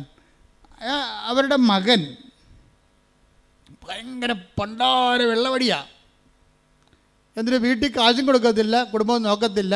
രാധമ്മ തന്നെ വീട്ടുവരക്ക് പോയിട്ടാണ് മകൻ്റെ ഭാര്യയും കുഞ്ഞുങ്ങളെയും പോറ്റേണ്ടത്. What a pathetic condition. കണ്ടില്ലേ? This is life. ഇവരെ അഡ്രസ്സ് ചെയ്യണമെന്ന് ഞാൻ അമ്മയോട് പല പ്രാവശ്യം പറഞ്ഞിട്ടുണ്ട്. ഒത്തിരി ക്രിമിനലിനെ നീ അഡ്രസ്സ് ചെയ്യുന്നുണ്ട് ഈ പുതിയ കാലത്ത്. അതേസമയം തന്നെ ഇതിൻ്റെയൊക്കെ എല്ലാം നിലനിർത്തിക്കൊണ്ടിരിക്കുന്ന അടിസ്ഥാന സിസ്റ്റത്തിൽ താമസിക്കുന്ന ആൾക്കാരെ ഉടമ്പടിയിൽ അഡ്രസ്സ് ചെയ്യണമെന്ന് അമ്മയോട് ഞാൻ പല പ്രാവശ്യം പറഞ്ഞിട്ടുള്ളതാണ്. കാര്യം സങ്കടക്കാർ വരുമ്പോഴേ, ഇപ്പം ഞാൻ ചിലർ പറയും 65 വയസ്സെന്ന് പറയും നിങ്ങൾ ഞങ്ങളെ കൊണ്ട് ഉടമ്പടി എടുപ്പിക്കത്തില്ല. ചില 65 വയസ്സുകാർ എൻ്റെ അടുത്ത് വന്ന് സങ്കടം പറയും, അച്ഛന്മാരത്തും പറയും, എന്താ ഞങ്ങളെ കൊണ്ട് ഉടമ്പടി എടുപ്പിക്കാത്തത്, ഞങ്ങൾക്ക് ജീവിക്കേണ്ടതെന്നൊക്കെ ചോദിക്കും. എന്നോടൊന്ന് ചോദിക്കുമ്പോൾ പറയും, എൻ്റെ ചേച്ചമ്മേ നിങ്ങൾക്ക് ജീവിക്കണം, നിങ്ങൾക്ക് 67 വയസ്സുണ്ട്, നിങ്ങൾ നേരെ വന്ന് വെടിപ്പായിട്ട് മാതാവിൻ്റെ കണ്ണിട്ട് നോക്കിയിട്ട് കറഞ്ഞിട്ട് കാര്യം വന്നിട്ട് പോകും. നിങ്ങളെ ഇത്രയും ഉടമ്പടി പോലെ ആപത്തും ആരോഗ്യമൊക്കെ ഉള്ളവരാണ് ഉടമ്പടി എടുക്കുന്നത്. അത് എടുത്തിട്ട് ഉഴപ്പി പിന്നെയും വന്ന് പണി മേടിക്കേണ്ട കാര്യമില്ല. നിങ്ങൾക്കുള്ളത് അമ്മ വിളമ്പി വെച്ചിട്ടുണ്ട്. ചില ആൾക്കാർക്ക് അത് നോക്കുകയില്ലേ ഉള്ള മാതാവിൻ്റെ മുഖത്തിട്ട്. വിശ്വാസത്തോടെ ഒന്ന് നോക്കിയാൽ തന്നെ റെസ്പോണ്ടൻ്റാണ്. അപ്പം അതുകൊണ്ട് തന്നെ പക്ഷേ ഉടമ്പടി എടുക്കാൻ കഴിവുള്ളവൻ മാതാവിനെ നോക്കി പഠിപ്പിച്ചാൽ മാതാവ് ചിലപ്പോൾ ഇവിടുന്ന് ഒറ്റ നടക്ക് പോയില്ലെന്ന് വരും. കാര്യം അത് കാപട്യമാണ്. കഴിഞ്ഞ മീൻ പിടിക്കാനാണ്. നമുക്ക് മലയാളിക്ക് പണ്ട് മുതലേ രക്തത്തിലുള്ള കുറേ സാധനമുണ്ട്. എന്താണ്? കണ്ടവനെ കൊണ്ട് പണിയെടുപ്പിക്കുന്ന കുറേ സാധനങ്ങളുണ്ട്. ഇതിനെ നമ്മൾ ആദ്യം ചികിത്സിക്കേണ്ടി വരും. എന്ന് വെച്ച് കഴിഞ്ഞാൽ മലയാളിക്ക് ആദ്യം എന്തൊക്കെ മലയാളികളുടെ പഴഞ്ചൊല്ല് നോക്കിയാൽ മതി. 2000 കൊല്ലമായിട്ട് ഈ വസ്തു എങ്ങനെ ജീവിച്ചെന്ന് മനസ്സിലാകും. എംബ്രാൻ്റെ വെട്ടത്ത് വാര്യയുടെ അത്താഴം. വാര്യയുടെ കള്ളനാണെന്ന് മനസ്സിലായില്ലേ? വാര്യർ ഒരിക്കലും എണ്ണ കൊണ്ട് കാശ് മുടക്കി വിളക്ക് കത്തിക്കത്തില്ല. എംബ്രാൻ്റെ പടിപ്പുരയിൽ രാജാവ് അല്ലെങ്കിൽ നാട്ടുപ്രമാണി അല്ലെങ്കിൽ കരപ്രമാണി അല്ലെങ്കിൽ ഊരാളിയുടെ പടിപ്പുരയ്ക്ക് വിളക്ക് വെക്കാൻ രാജാവ് അനുവാദം കൊടുത്തിട്ടുണ്ട്. എല്ലാവർക്കും പടിപ്പുര വിളക്ക് വെക്കാൻ പറ്റത്തില്ല. തിരുവിതാംകൂറിലും കൊച്ചിയിലും പടിപ്പുര വിളക്ക് വെക്കണമെന്നുണ്ടെങ്കിൽ ഭണ്ഡാരത്തിൽ കൊണ്ട് പണം അടക്കണം. ഭണ്ഡാരത്തിൽ പണം അടക്കാൻ കഴിവില്ലാത്തവന് വിളക്ക് വെക്കാൻ അനുവദിക്കത്തില്ല. ഭാര്യർ ഭണ്ഡാരത്തിൽ പണം അടക്കാൻ ഭാര്യന് കാശില്ല. അപ്പോൾ ഊരാളെങ്കിൽ ചെന്നിട്ട് എന്ത് ചെയ്യും? അവിടുത്തെ വിളക്ക് പടിപ്പുര തെക്കുമ്പോൾ വീട്ടിൽ അത്താഴം എടുത്തുകൊണ്ട് ഭാര്യർ ഊരാളെങ്കിൽ ചെല്ലും. അവിടെ ചെന്നിട്ട് അവിടെ വെട്ടത്തിരുന്നുകൊണ്ട് ഭക്ഷണം കഴിക്കും. അത് ഭാര്യർ പോകും. അതാണ് എംബ്രാൻ്റെ വെട്ടത്ത് ഭാര്യയുടെ അത്താഴം. ചിലർ പറയും കൈ നനയാതെ മീൻ പിടിക്കുക. അതാണ് സംഭവം. എന്ന് വെച്ചാൽ ചൂണ്ടിക്കാണിച്ചു കൊടുക്കും, ഈ മീൻ പിടി കറക്കുന്നതിനെ നിൽക്കും, മറ്റവൻ കഴുത്തപ്പം വെള്ളത്തിൽ കിടക്കും. അതാണ് കൈ നനയാതെ മീൻ പിടിക്കുക. പിന്നെ തുമ്പിയെ കൊണ്ട് കല്ലെടുപ്പിക്കുക. അപ്പോൾ ഇതൊക്കെ മലയാളിയുടെ ബേസിക് മെറ്റീരിയൽ നേച്ചറിലുള്ളതാണ്. ഇതിന് ആധ്യാത്മികതയിൽ ബൈബിള് ഇതിന് നല്ലവണ്ണം ചികിത്സിക്കും ഈ രോഗത്തിനെ. അതേപോലെ ദ്രവീഡീയമായ ഒരു ദ്രാവിഡരുടെ ഇടയിൽ കാണുന്ന ഒരു രോഗമാണത്. കണ്ടവനെ കൊണ്ട് പണിയെടുപ്പിക്കുക, പപ്പായെ കൊണ്ട് ഉടമ്പടിപ്പിക്കുക. അതാണ് സാധനം. പപ്പായെ കൊണ്ട് ഉടമ്പടിപ്പിക്കുക. ഇപ്പം ഈ മൈസ്ട്രേറ്റ് അങ്ങനെ ഒരാളാണ്. മൈസ്ട്രേറ്റിൻ്റെ സാക്ഷ്യം തരുമ്പോൾ ആദ്യം ഇവർ ഡയറക്റ്റായിട്ട് വന്നിട്ട് ഉടമ്പടി എടുക്കത്തില്ല. ആരാ ഉടമ്പടി എടുക്കണത്? അമ്മയെ കൊണ്ട് ഉടമ്പടി എടുക്കണത്. പക്ഷേ ഇവിടെ അത് ഏക്കത്തില്ല, ഇവിടെ അക്സെപ്റ്റ് ചെയ്യത്തില്ല. കാര്യം മലയാളിയുടെ 2000 കൊല്ലത്തെ മനസ്സുമൊക്കെ അമ്മയ്ക്ക് അറിയാവുന്ന കാരണം അമ്മ പറയും ഓടരുത് അമ്മാവ ആളറിയുന്ന സംഭവം. അതുകൊണ്ട് മൈസേഡൻ്റെ കാര്യങ്ങളൊന്നും നടക്കത്തില്ല. പക്ഷെ അമ്മ മാതാവിൻ്റെ മുമ്പിൽ ഇത്തിരി വില നിലയുള്ള ആളാണ്. കാര്യം അവർക്ക് നല്ല ഇൻവെസ്റ്റ്മെൻറ്റ് ഉള്ള ആളാണ്. അപ്പോൾ മൈസേഡന് പരീക്ഷയ്ക്ക് പോകാൻ നേരത്ത് ടാനിയ പറയും, അമ്മേ ഞാൻ പരീക്ഷയ്ക്ക് പോകണില്ല, കാര്യം എനിക്ക് നല്ല മൈഗ്രെയിനാണ്, തല പൊട്ടാണ്, തല പൊടിയാണ്, എൻ്റെ ബോധം പോകണമെന്ന് പറയും. അപ്പോൾ അമ്മ പറയും, നീ പരീക്ഷയ്ക്ക് പോകും മകളെ, എന്താ കാര്യം? ഞാൻ കൃപാസനത്തിൻ്റെ ഒരു കാശിരുവ നിനക്ക് തരാം, നീ നെറ്റിക്കൊട്ടിച്ച് വെക്ക്, 10 മിനിറ്റ് നമുക്ക് വെയിറ്റ് ചെയ്യാം, മാതാവ് നിൻ്റെ തലവേദന എടുത്ത് മാറ്റും, നീ പരീക്ഷയ്ക്ക് പോകുന്നു. അപ്പോൾ ഇവൾ കിടക്കുകയാണ്, ഇങ്ങനെ ഉരുണ്ട് വട്ടത്തിൽ കിടക്കുകയാണ്, തലപെരുത്ത് വേദനയായിട്ട് കിടക്കുകയാണ്, ഒന്നും ഓർക്കണില്ല, കണ്ണ് കാണാൻ പാടില്ല, തലവേദന എടുത്തിട്ടേ കണ്ണ് കാണാൻ പാടില്ല, ഒന്നും അക്ഷരം നോക്കിയിട്ട് തെളിഞ്ഞ് വരണില്ല, എല്ലാം ഇങ്ങനെ ബ്ലറടിച്ചിരിക്കുകയാണ്. അപ്പോൾ ഇവൾ എന്ത് അഡ്വക്കേറ്റ് ആയാലും അമ്മമാർക്ക് ഒരു കഴിവില്ലേ, എത്ര വലിയ ആൾക്കാരായാലും അമ്മ എപ്പോഴും അമ്മമാർ, ഞാൻ പറഞ്ഞ ഒന്നെങ്കിലും നിങ്ങളെ പ്രസവിക്കാൻ പോകരുത്, അതൊരു ദൈവികമായ ഏർപ്പാടാണ്. പ്രസവിക്കാൻ പോയാൽ നിങ്ങൾ ഉടനെ അമ്മയാകും. അമ്മയായാൽ നെക്സ്റ്റ് ഗോഡാണ്, ദൈവത്തിൻ്റെ അടുത്ത് നിൽക്കുന്ന ആളാണ്. അമ്മ എന്തെങ്കിലും മക്കൾക്ക് വേണ്ടി ദൈവത്തോട് പറഞ്ഞാൽ ദൈവം അപ്പം ഒപ്പിടും. എന്താ കാര്യം? അവർക്ക് കൊച്ചിനെ കൊടുത്തപ്പോൾ തന്നെ കൊച്ചിനെ ജീവിപ്പിക്കാനുള്ള അധികാരവും അവകാശവും അവർക്ക് ദൈവം എഴുതി കൊടുത്തിട്ടുണ്ട്. പക്ഷേ അവർ അമ്മയായിട്ട് ജീവിക്കണം. അല്ല വയറ്റിട്ട് അതിനെ കൊല്ലാൻ പോയി കഴിഞ്ഞാൽ ദൈവത്തിന് അറിയാം, നീ അമ്മയല്ല, കൊലപാതകയാണ്, 2 കുഞ്ഞുങ്ങളെ കൊന്ന ആളാണ്, ഈ അഭ്യാസം കൊണ്ട് എൻ്റെ അടുത്ത് വരരുത്, പഴയകാലം ഓർക്കണം. അതിനാണ് ഉടമ്പടിയിൽ അനുതാപം വെച്ചിരിക്കുന്നത്. അബദ്ധവശ ദൈവത്തെ അറിയാത്ത കാലങ്ങളിലുള്ള കാര്യങ്ങളെ ദൈവം റൈറ്റ് ഓഫ് ചെയ്യാൻ ഒരു പ്രൊവിഷൻ ഇട്ടിട്ടുണ്ട് ബൈബിളിലേക്ക് ഉള്ളുകെട്ടാ ഇത്. അജ്ഞതയുടെ കാലഘട്ടത്തെ 17:30 എടുത്ത് നടപടി പുസ്തകം 17:30. ശ്രുതിക്കട്ടെ ഹല്ലേലൂയ ഹല്ലേലൂയ ഹല്ലേലൂയ ഹല്ലേലൂയ. അപ്പോസ്തല പ്രവർത്തനങ്ങൾ 17:30. ആ, അജ്ഞതയുടെ കാലഘട്ടങ്ങളെ ദൈവം കണക്കിലെടുത്തില്ല. ഒന്ന് പറഞ്ഞ അജ്ഞതയുടെ കാലഘട്ടങ്ങളെ ദൈവം കണക്കിലെടുത്തില്ല. എന്നാൽ ഇപ്പോൾ എല്ലായിടത്തുമുള്ള സകല ജനങ്ങളും പശ്ചാത്തപിക്കണമെന്ന് അവിടുന്ന് ആജ്ഞാപിക്കുന്നു. ഇതൊരു അപേക്ഷ അഭ്യർത്ഥനയുമല്ല. എന്താ പിന്നെ എന്താണ്? ഇതൊരു കൽപ്പനയാണ്. You should act according to by no means. എന്തിനാ കൽപ്പന കൊടുക്കണതിൻ്റെ കാരണം എന്താണ്? എല്ലാ മനുഷ്യരും രക്ഷപ്പെടണമെന്നും ആരും നശിച്ചു പോകാതിരിക്കാൻ ദൈവം ആഗ്രഹിക്കുന്നത് കൊണ്ടാണ്. കൽപ്പനകളുടെ ഉള്ളിൽ ശരിക്കും പറഞ്ഞാൽ ശാസനയല്ല ഉള്ളത്, മറിച്ച് കരുണയാണുള്ളത്. എന്താ കാര്യം? എല്ലാവരും രക്ഷപ്പെടണമെന്നും സത്യമാർഗം സ്വീകരിക്കണമെന്നും ടേക്ക് ദ ബെഡ് കൂടെ എല്ലാവരും രക്ഷപ്പെടണമെന്നും സത്യമാർഗം സ്വീകരിക്കണമെന്ന്. ശ്രദ്ധിക്കട്ടെ ഹല്ലേലൂയ ഹല്ലേലൂയ ഹല്ലേലൂയ. 1 തിമോത്തി 2:4 എല്ലാവരും രക്ഷിക്കപ്പെടണമെന്നും പറഞ്ഞു. എല്ലാവരും രക്ഷിക്കപ്പെടണമെന്നും സത്യം അറിയണമെന്നും ആണ് അവിടുന്ന് ആഗ്രഹിക്കുന്നത്. എന്തെന്നാൽ ഒരു ദൈവമേയുള്ളൂ, ദൈവത്തിനും മനുഷ്യർക്കും മധ്യസ്ഥനായി ഒരുവനേയുള്ളൂ, മനുഷ്യനായ യേശുക്രിസ്തു. അപ്പോൾ ഇത് അതായത് ആരും നശിച്ചു പോകാതിരിക്കാനും എല്ലാവരും രക്ഷപ്പെടാനും സത്യമാർഗം സ്വീകരിക്കാനും വേണ്ടിയാണ് ഈ കൽപ്പന ദൈവം കൊടുത്തിരിക്കുന്നത്. അപ്പോൾ കൽപ്പനയുടെ അകത്തെല്ലാം രക്ഷയെ വെച്ചിട്ടാണ് കൊടുത്തിരിക്കുന്നത്. അല്ല നിങ്ങൾ മാതാപിതാക്കന്മാരെ ബഹുമാനിക്കുന്നു, അല്ല വ്യഭിചാരം ചെയ്യുന്നില്ല, അല്ലെ കള്ളസാക്ഷ്യം പറയുന്നില്ല, അല്ലെ കർത്താവിൻ്റെ ദിവസം ആചരിക്കുന്നു, അതിൽ തന്നെ ഒരു ലക്ഷ്യവുമില്ല. അതിനകത്തുള്ള ദൈവിക ലക്ഷ്യം എല്ലാവരും രക്ഷപ്പെടണമെന്നുള്ള ദൈവത്തിൻ്റെ ആഗ്രഹമാണ്. അതാണ് വിഷയം. എല്ലാവരും. അപ്പോൾ കൽപ്പന ആർക്ക് വേണ്ടിയുള്ളതാണ്? ക്രിസ്ത്യാനിക്ക് വേണ്ടി മാത്രമുള്ളതല്ല. അതാണ് വിഷയം. അതാ 1 തിമോത്തി 2:4 പറയണത് എല്ലാവരും രക്ഷപ്പെടണമെന്നും സത്യമാർഗം സ്വീകരിക്കണമെന്നും. കർത്താവിൻ്റെ വചനങ്ങളിലെ വിശ്വസിച്ച് ജീവിച്ച് കഴിയുമ്പോൾ എന്താണ് നിത്യതയിലേക്കുള്ള മാർഗം ഉറപ്പുവരുത്തും. ഇപ്പോൾ എല്ലാവരും ഉടമ്പിക്കാർ എല്ലാവരും എന്താണ് സംസാരിക്കണത്? നിത്യതയെക്കുറിച്ചാണ് സംസാരിക്കണത്. അല്ലാതെ അവർ IELTS എന്നൊക്കെ പറയും, പറമ്പ് വിറ്റെന്ന് പറയും, ജപ്തി നടപടി ഒഴിവായെന്ന് പറയും, ജോലി കിട്ടിയെന്ന് പറയും. ഇപ്പം മിഥുൻ്റെ കാര്യം തന്നെ, ഒരു മിഥുൻ്റെ സാക്ഷ്യം ഉണ്ടായിരുന്നു ഈ ദിവസം.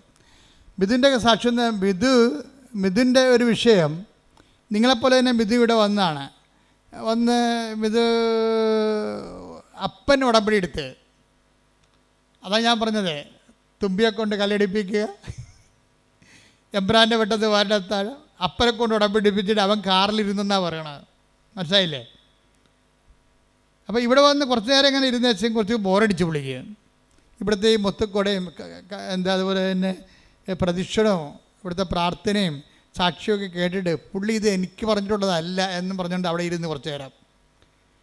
ആദ്യത്തെ സ്റ്റെപ്പ് അങ്ങനെയാണ്, എനിക്ക് പറഞ്ഞിട്ടുള്ളതല്ല ഇത്, നമുക്ക് പറ്റത്തില്ല, നമുക്ക് പറഞ്ഞിട്ടുള്ളതല്ല എന്ന് പറഞ്ഞു അവിടെ ഇരുന്ന്. അപ്പോൾ തന്നെ ഇവൻ എഴുന്നേറ്റ് പോയി കാറിലിരുന്നിട്ട് അവൻ സിനിമ കണ്ട്. പോരെ, ഉടമ്പടി കാണാൻ അപ്പനെ കൊണ്ട് ഉടമ്പടിപ്പിക്കാൻ വന്നവൻ സിനിമ കണ്ട്. എന്താ കാര്യം? അവന് നല്ല കോൺഫിഡൻസ് ആയിരുന്നു, അപ്പന് വരെ തീറ്റി കൊടുക്കുന്നത് അവനാണെന്ന്. അവൻ്റെ പ്രശ്നം തന്നെ. മിഥുൻ്റെ പ്രശ്നം എന്താണ്? മിഥു എന്തുകൊണ്ടാണ് ഇവിടെ വന്നിട്ട് 10 മിനിറ്റ് ഇതെല്ലാം നോക്കിയിരുന്നിട്ട് നേരെ കാറിൽ പോയിരുന്ന് TV കണ്ട എന്താണ്?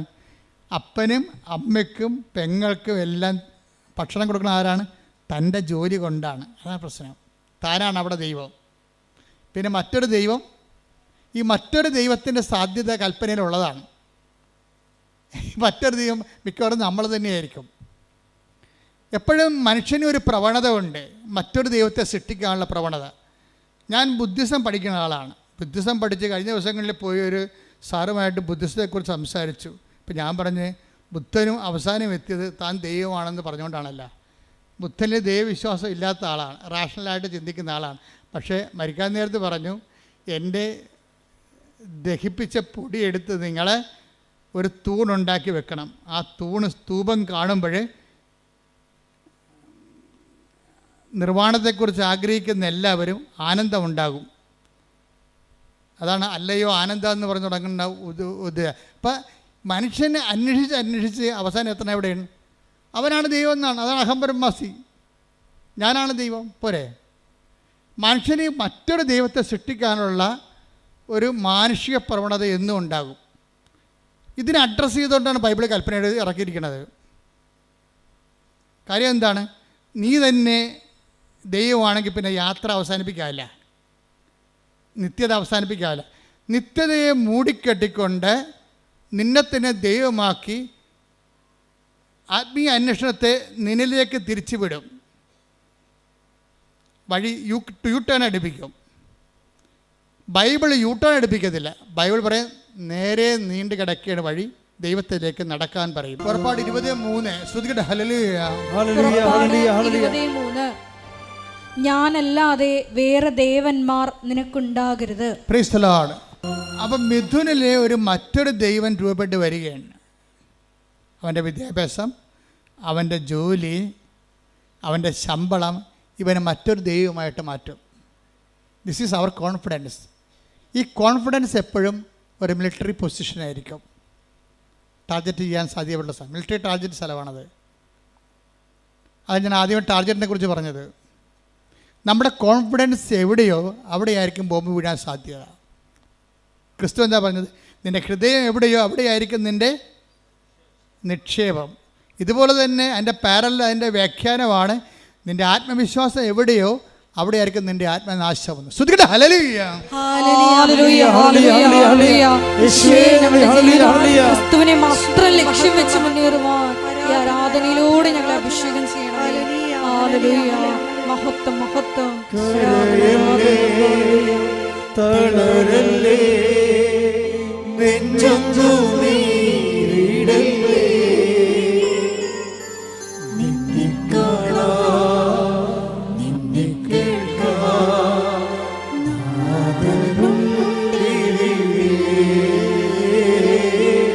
ആരാധന ചെയ്യാം. പരിശുദ്ധ പരമ ദിവ്യകാരുണ്യത്തിന് അപ്പം എനിക്ക് ഈ ദൈവത്തിന് ആവശ്യമില്ല. വീട്ടിൽ അപ്പന് വരെ ചിലവ് കൊടുക്കുന്ന ദൈവം ഞാനാണ്. മനസ്സിലായത്? അതാണ് വിഷയം. അപ്പം ഈ വേറെ ദൈവത്തെ ആത്മവിശ്വാസത്തിൻ്റെ ഒരു പ്രശ്നം എന്താ? ആത്മവിശ്വാസത്തിൻ്റെ പ്രശ്നം വേറെ ദൈവത്തെ സൃഷ്ടിച്ചുകൊണ്ടിരിക്കും. ഇത് ജഡിക മനുഷ്യൻ്റെ ഒരു സ്വാഭാവിക ജൈവ പ്രവണതയാണ്. ഈ ആത്മവിശ്വാസം വേറെ ദൈവത്തെ സൃഷ്ടിച്ചുകൊണ്ടിരിക്കുക. വേറെ ദൈവത്തെ സൃഷ്ടിച്ചുകൊണ്ടിരിക്കണത് തന്നെയല്ല, അത് ചില സമയത്ത് നീ തന്നെയായിരിക്കും ആ ദൈവം, അല്ലെങ്കിൽ നിൻ്റെ പ്രൊഫസറായിരിക്കും നിൻ്റെ ദൈവം. കാര്യം ഈ മനുഷ്യന്മാർക്ക് എപ്പോഴും ആരാധന വാസന ഉള്ളതാണ്. ആരാധന വാസന, ഈ ആരാധന വാസന ദൈവം മനുഷ്യരിൽ വെച്ച് കൊടുത്തിരിക്കണത് എന്തുകൊണ്ടാണ്? അതൊരു ആരാധന വാസന ഒരു ജന്മവാസനയാണ്. വാസനയല്ലേ അത്? ഇൻസ്റ്റിങ്ക്റ്റ് അല്ലേ? ആരാധന വാസനയാണ്, ഇൻസ്റ്റിങ്ക്റ്റാണ്. ഇപ്പം ഇപ്പോൾ ഇവിടെ ഒരു പുഴയാണ്. നമ്മൾ 1 കിലോമീറ്റർ അകലെ ഒരു പുഴയുമില്ല, അവിടെയെങ്കിലും വെള്ളവുമില്ല. ഒരു ആമയെ പിടിച്ചിട്ട് കിഴക്കോട്ട് തിരിച്ച് വെച്ച് നോക്കിയേ, അത് അപ്പം തന്നെ പടിഞ്ഞോട്ട് തിരിഞ്ഞിട്ട് ഈ പുഴയിലേക്ക് നടക്കും. അതാണ് വാസന എന്ന് പറയണത്. ഇപ്പം ഇവിടെ ഒരു പുഴ കിടക്കുകയാണ്. കിഴക്ക് വശത്ത് നമ്മുടെ ആനയെ ഒരു കിലോമീറ്റർ അകലെ ഒരു ആമയെ പിടിച്ചിട്ട് കിഴക്കോട്ട് നോക്കിച്ച് വെക്കും അത്. അപ്പോൾ എന്ത് ചെയ്യും? ആമ ഓട്ടോമാറ്റിക്കായിട്ട് പടിഞ്ഞോട്ട് തിരിയും. വെള്ളമുള്ള സ്ഥലത്തേക്ക് തിരിയാനുള്ള ഒരു വാസനയുണ്ട്. അപ്പോൾ ആരാധിക്കാനുള്ള വാസന വെള്ളമുള്ളിലേക്ക് തിരിയാനും ദൈവമുള്ളിടത്തേക്ക് തിരിയാനുള്ള ഒരു ദൈവവാസനയാണത്. പക്ഷേ ഈ ദൈവവാസന ഡൈവേർട്ട് ചെയ്യപ്പെട്ട് കഴിഞ്ഞാൽ വേറെ ദൈവങ്ങൾ ഉത്ഭവിപ്പിക്കാൻ തുടങ്ങും. ചിലപ്പോൾ നിൻ്റെ കെമിസ്ട്രി പ്രൊഫസറൊക്കെ നിൻ്റെ ദൈവം, എന്താ കാര്യം? നീ ഒരു മനുഷ്യനെ ആഗ്രഹിക്കുന്ന എല്ലാ ക്വാളിറ്റിയും അവനിലുണ്ട്. നിൻ്റെ ആരാധന വാസനയുടെ വില്ലൻ നിൻ്റെ വീട്ടിലായിരിക്കും. എന്താ കാര്യം? ദൈവമെന്നും പറഞ്ഞ് വിളിച്ചുകൊണ്ട് നടക്കണതിൻ്റെ അപ്പൻ എന്തെങ്കിലും വിഷയം കഴിയുമ്പോൾ പൂക്കൽ പോലെ വിറക്കണ കാണാം. അയാൾ നിനക്ക് ഹീറോ അല്ല. അതുകൊണ്ട് നിൻ്റെ മനസ്സ്, അരക്ഷിതമായ നിൻ്റെ മനസ്സ് ഒരു പ്രശ്നങ്ങളുടെ മുമ്പിൽ വിറക്കാത്ത ഒരു മനുഷ്യനെ തേടി നടക്കും, ഒരു സന്നിധാനത്തെ തേടി നടക്കും. അങ്ങനെ വരുമ്പോൾ ദൈവവിശ്വാസമില്ലാത്ത ഒരു പ്രൊഫസറിനെ കണ്ടുപിടിച്ചെന്ന് വിചാരിച്ചു, അല്ലെങ്കിൽ ഒരു പാർട്ടി സഖാവിനെ കണ്ടുപിടിക്കും. നീ അയാളെ ആരാധിക്കാൻ തുടങ്ങും. സത്യദൈവത്തെ നഷ്ടപ്പെടുന്ന അവിശ്വാസത്തിൻ്റെ വഴികളെക്കുറിച്ച് ഉടമ്പടിയിലുള്ളവർ ബോധവാന്മാരായിരിക്കണം. ശ്രദ്ധിക്കട്ടെ. ഹല്ലേലൂയ, ഹല്ലേലൂയ, ഹല്ലേലൂയ, ഹല്ലേലൂയ. ഉടമ്പടി എന്തുകൊണ്ട് ചില ആൾക്കാർക്ക് വൈകുന്നു എന്ന് വെച്ചാൽ, ആ ഉടമ്പടി അനുഗ്രഹം സ്വീകരിക്കാൻ വേണ്ടി മാത്രം നിങ്ങൾ യോഗ്യമായിട്ടില്ല. That's A point. മനസ്സിലായില്ലേ? ഉടമ്പടി, എൻ്റെ പോയിന്റ് എന്താണ്? ചിലർക്ക് ദൈവത്തിൻ്റെ കമ്മ്യൂണിക്കേഷൻ എന്തുകൊണ്ടാണ് ഇതുവരെക്കും റേഞ്ച് ഒക്കാത്തതിൻ്റെ കാര്യം വെച്ച് കഴിഞ്ഞാൽ, റേഞ്ച് ഒക്കാൻ വേണ്ടി മാത്രം നിങ്ങൾ അനുഗ്രഹം സ്വീകരിക്കാൻ വേണ്ടി മാത്രം നിങ്ങൾ റേഞ്ചുള്ള സ്ഥലത്തല്ല നിൽക്കണത്. ദൈവം നിങ്ങളെ പതുക്കെ പതുക്കെ അമ്മയിലൂടെ അപ്പനിലൂടെയൊക്കെ കൊണ്ടുവന്ന നല്ല ജീവിത അനുഭവങ്ങളിലൂടെ, രണ്ടും ആയാണ് അപ്പ അമ്മ അനുഭവങ്ങൾ. ഈ 3 ആൾക്കാരും ദൈവത്തിൻ്റെ കൈകളാണ്. നിങ്ങൾ തള്ളി കൊണ്ടുവന്ന് റേഞ്ചുള്ള സ്ഥലത്ത് നിർത്തും. മിഥുൻ്റെ പണി പോയി. അതാണ് വിഷയം. മിഥുന് ഇപ്പം നേരത്തെ എന്താ പറഞ്ഞത്? ഈ ഉടമ്പടി എടുക്കാൻ വേണ്ടി വന്ന മിഥുൻ പോയി വണ്ടിയായിരുന്നു, കാറിലിരുന്ന് കണ്ട സിനിമ കണ്ട കാര്യം എന്താ? അപ്പന് വരെ അവന് നല്ല ജോലിയുണ്ട്, നല്ല ശമ്പളമുണ്ട്, നാട്ടിൽ തന്നെ 1,00,000 രൂപ അടുത്ത് ശമ്പളം ഉണ്ടാവും. അപ്പോൾ വീട്ടിൽ പണം കൊടുക്കണ ആർക്കാണ്? ഇവർ അന്നന്ന് വേണ്ട ആഹാരം ഇത് ഞങ്ങൾക്ക് തരണമെന്ന് അപ്പം മുട്ടയെന്ന് പ്രാർത്ഥിക്കുമ്പോൾ അവനവിടെ കിടക്കുക, വീഡിയോ കാണുക വല്ലതായിരിക്കും, അല്ലെങ്കിൽ ആർക്കെങ്കിലും മെസ്സേജ് വിട്ടുകൊണ്ടിരിക്കുകയാണ്. കാര്യം അന്നന്ന് വേണ്ട ആഹാരം കൊടുക്കുന്ന ദൈവം അവനാണ്. എപ്പോഴും നമ്മൾ ശ്രദ്ധിക്കേണ്ട വിഷയമാണ്. ഒന്ന് ഉറങ്ങിയതുകൊണ്ട് നേരം വിളിക്കത്തില്ല. ഇപ്പോഴീ കാലാവസ്ഥ ഇപ്പം സേഫാണ് വിചാരിച്ചുകൊണ്ട് നാളെ അത് സേഫാണെന്ന് നിർബന്ധമില്ല. ദൈവത്തെ കൂടാതെ ഈശോ പറഞ്ഞിട്ടുണ്ട്. എന്താണ്? എന്നെ കൂടാതെ നിങ്ങൾക്കൊന്നും ചെയ്യാൻ, കുറച്ചൊക്കെ ചെയ്യാൻ പറ്റുമായിരിക്കും, പക്ഷേ ദൈവത്തെ കൂട്ടിച്ചേർക്കേണ്ട ഒരു സമയം എപ്പോഴായാലും നമുക്ക് കൺഫ്രണ്ട് ചെയ്യേണ്ടി വരും. Take the bread of God, എന്നെ കൂടാതെ. ശ്രദ്ധിക്കട്ടെ. ഹല്ലേലൂയ, ഹല്ലേലൂയ, ഹല്ലേലൂയ, ഹല്ലേലൂയ. യേശുവേ നന്ദി. ഹല്ലേലൂയ, ഹല്ലേലൂയ. യോഹന്നാൻ 15:5. യോഹന്നാൻ 15:5. എന്നെ കൂടാതെ നിങ്ങൾക്ക് ഒന്നും ചെയ്യാൻ കഴിയുകയില്ല. അപ്പോൾ ഇതേ പ്രശ്നം വെച്ചാൽ ഏതെങ്കിലും ഒരു നിമിഷം വരും നമ്മുടെ ജീവിതത്തിൽ, ഒരു ബ്ലാങ്ക് പീരീഡ് വരും.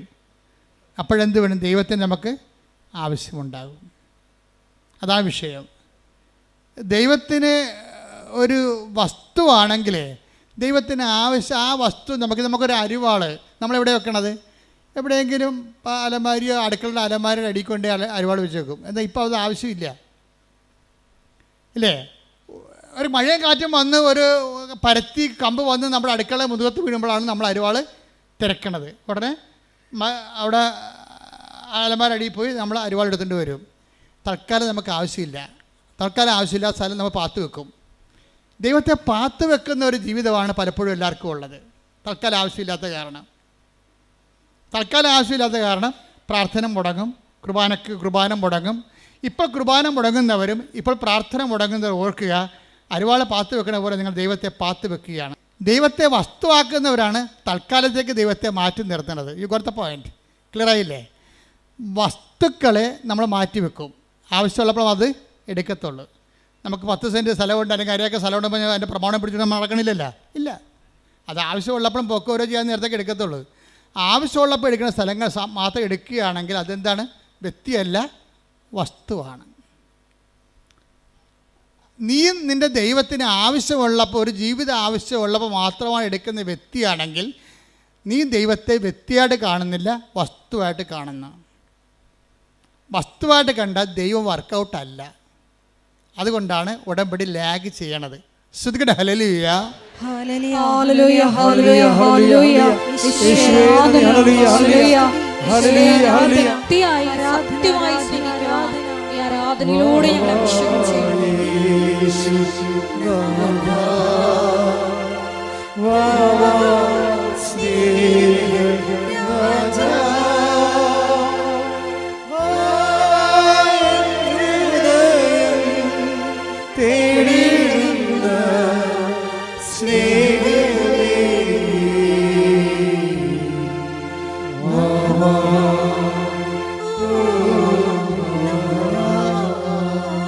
പരിശുദ്ധ പരമദിവ്യകാരുണ്യത്തിന് ആരാധനയും സ്തുതിയും പുകഴ്ചയും ഉണ്ടായിരിക്കട്ടെ. അപ്പൊ എന്നെ കൂടാതെ ഇപ്പൊ 15:5 യോഹന്നാൻ പറഞ്ഞു, എന്നെ കൂടാതെ നിങ്ങൾക്ക് ഒന്നും ചെയ്യാൻ സാധ്യമല്ല എന്ന് പറഞ്ഞ അതിൻ്റെ അർത്ഥം, എൻ്റെ മകനെ, എൻ്റെ മകളെ, നിന്റെ കരത്തിൽ, നിന്റെ യാത്രയിൽ നിത്യമായി എന്നെയും കൂട്ടു. ഞാൻ നിന്റെ കൂടെ വരാൻ ആഗ്രഹിക്കുന്നു. I will come with you wherever you go.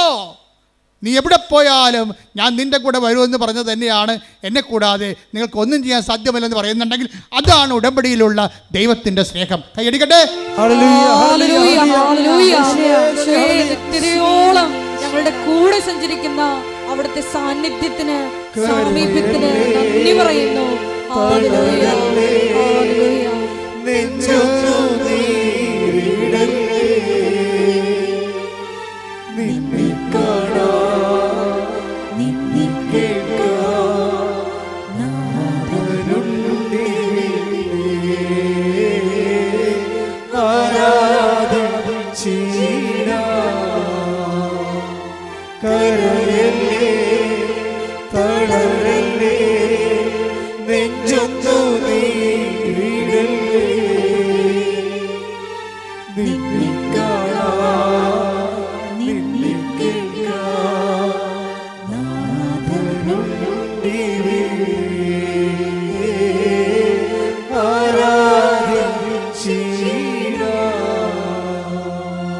നമ്മളാരും ദൈവത്തിൻ്റെ കൈക്ക് പിടിക്കാൻ നടക്കണമെന്ന് ദൈവം പറയണില്ല. ഇപ്പം മിഥുനില്ലേ, മിഥുനെ സംബന്ധിച്ചിടത്തോളം മിഥുനിപ്പോൾ ഇവിടെ ഉടമ്പടി എടുത്തില്ല, അവൻ കാറിൽ പോയിരുന്നൊരു സിനിമ കണ്ടു എന്ന് പറഞ്ഞുകൊണ്ട് അയാളൊരു നോൺ പ്രാക്ടീസിങ് കാത്തലിക്കൊന്നും അല്ല. അയാൾ അത്യാവശ്യം കൊന്തയിലുള്ള ആളാണ്, വീട്ടിലൊക്കെ പ്രാർത്ഥന കൂടുന്ന ആളാണ്, അതിനെതിരിപ്പൊന്നുള്ള ആളല്ല. ദൈവത്തിൻ്റെ കരം പിടിച്ച് നടക്കാത്ത ആളൊന്നുമല്ല. പക്ഷേ എന്താ പ്രശ്നം വെച്ച് കഴിഞ്ഞാൽ, നിങ്ങൾ ദൈവത്തിൻ്റെ കരം പിടിച്ചിട്ടുണ്ടെന്ന് ദൈവത്തിന് തോന്നിയിട്ടില്ല. അതാണ് പ്രശ്നം. നമ്മൾ പ്രാർത്ഥിക്കുന്നു, പക്ഷേ പ്രാർത്ഥിക്കുന്നതായിട്ട് നമ്മൾക്കത് തോന്നണില്ല. മനസ്സിലായില്ലേ? നമ്മൾ പള്ളിയിൽ പോകുന്നതായിട്ടും കുർബാന കൂടുന്നതായിട്ടും നമ്മൾക്കത് തോന്നണില്ല. എന്താ കാര്യം? നിങ്ങളത് സ്പിരിച്വൽ ഫ്രിജിഡിറ്റിയിലാണ്. You are a spiritual frigidity. ഇതിന് ആദ്യം വേണ്ടത് അവയർനെസ്. സ്പിരിച്വൽ ഫ്രിജിഡിറ്റി, ആധ്യാത്മിക ശൈത്യത്തെ അതിജീവിക്കാനുള്ള ആദ്യ മാർഗമെന്ന് പറയുന്നത് അവയർനെസ്സാണ്. എന്താണ്? ഞാൻ ചെയ്യുന്ന കാര്യത്തിൽ എൻ്റെ മനസ്സ് ഉറപ്പിക്കണം. നിങ്ങളിവിടെ ആയിരിക്കാണ്, ഉടമ്പടി എടുത്തിരിക്കുന്ന ആളാണ്. ഇപ്പം ചില ആൾക്കാർക്കൊക്കെ ഉടമ്പടിയെക്കുറിച്ച് വല്ലാത്ത കോൺഷ്യസാണ്. എന്താ കോൺഷ്യസ്? അവബോധമാണ്. എന്താ കാര്യം വെച്ച് കഴിഞ്ഞാൽ, അവരിപ്പോൾ ഒരു അപകടം ഉണ്ടായാൽ, ഞാൻ ഇപ്പോഴും ഓർക്കും, ഒരു ആങ്ങളെ ഉടമ്പടി എടുത്ത്, ഒരു പെങ്ങൾ ഉടമ്പടി എടുത്തതാണ്. അപ്പോൾ ഉടമ്പടി എടുത്ത് അവളങ്ങനെ ഉടമ്പടി ജീവിക്കുകയാണ്. വേറെ എന്തോ കാര്യത്തിന് വേണ്ടി, അവൾക്ക് വേണ്ടി, ഭർത്താവിന് വേണ്ടിയൊക്കെയാണ് ഉടമ്പടി എടുത്തിരിക്കുന്നത്. പക്ഷേ അവൾക്ക് ഉടമ്പടിയാണെന്ന് അവൾക്ക് അവയർനെസ് ഉണ്ട്. പക്ഷേ കുറച്ച് കഴിഞ്ഞപ്പോൾ ഒരു ഭയങ്കര ഫോൺ കേട്ടു. അവൾ ഫോൺ എടുത്ത് നോക്കിയപ്പോൾ കൂട്ടുകാരത്തി വിളിച്ചിരിക്കുകയാണ്. എടി, നിൻ്റെ ആങ്ങളയെ വണ്ടി ഇടിച്ചെന്ന് പറഞ്ഞ്. ആ വണ്ടി കണ്ട ആങ്ങളും ഉണ്ടെന്ന് അറിയാൻ പറ്റത്തില്ല, നീ പേടിക്കാൻ പറയുകയല്ല, നീ പ്രാർത്ഥിക്കാൻ പറയണമെന്ന് പറഞ്ഞ് അവർ ഫോൺ കട്ട് ചെയ്തു.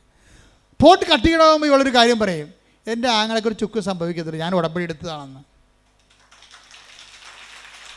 ഇതാണ് കവനൻ്റ് കോൺഷ്യസ് എന്ന് പറയണത്. കവനൻ്റ് കോൺഷ്യസ് ഉടമ്പടി എടുക്കും. ഇപ്പം നിങ്ങളുടെ കയ്യിൽ ഞാൻ എപ്പോഴും തരികയില്ലേ.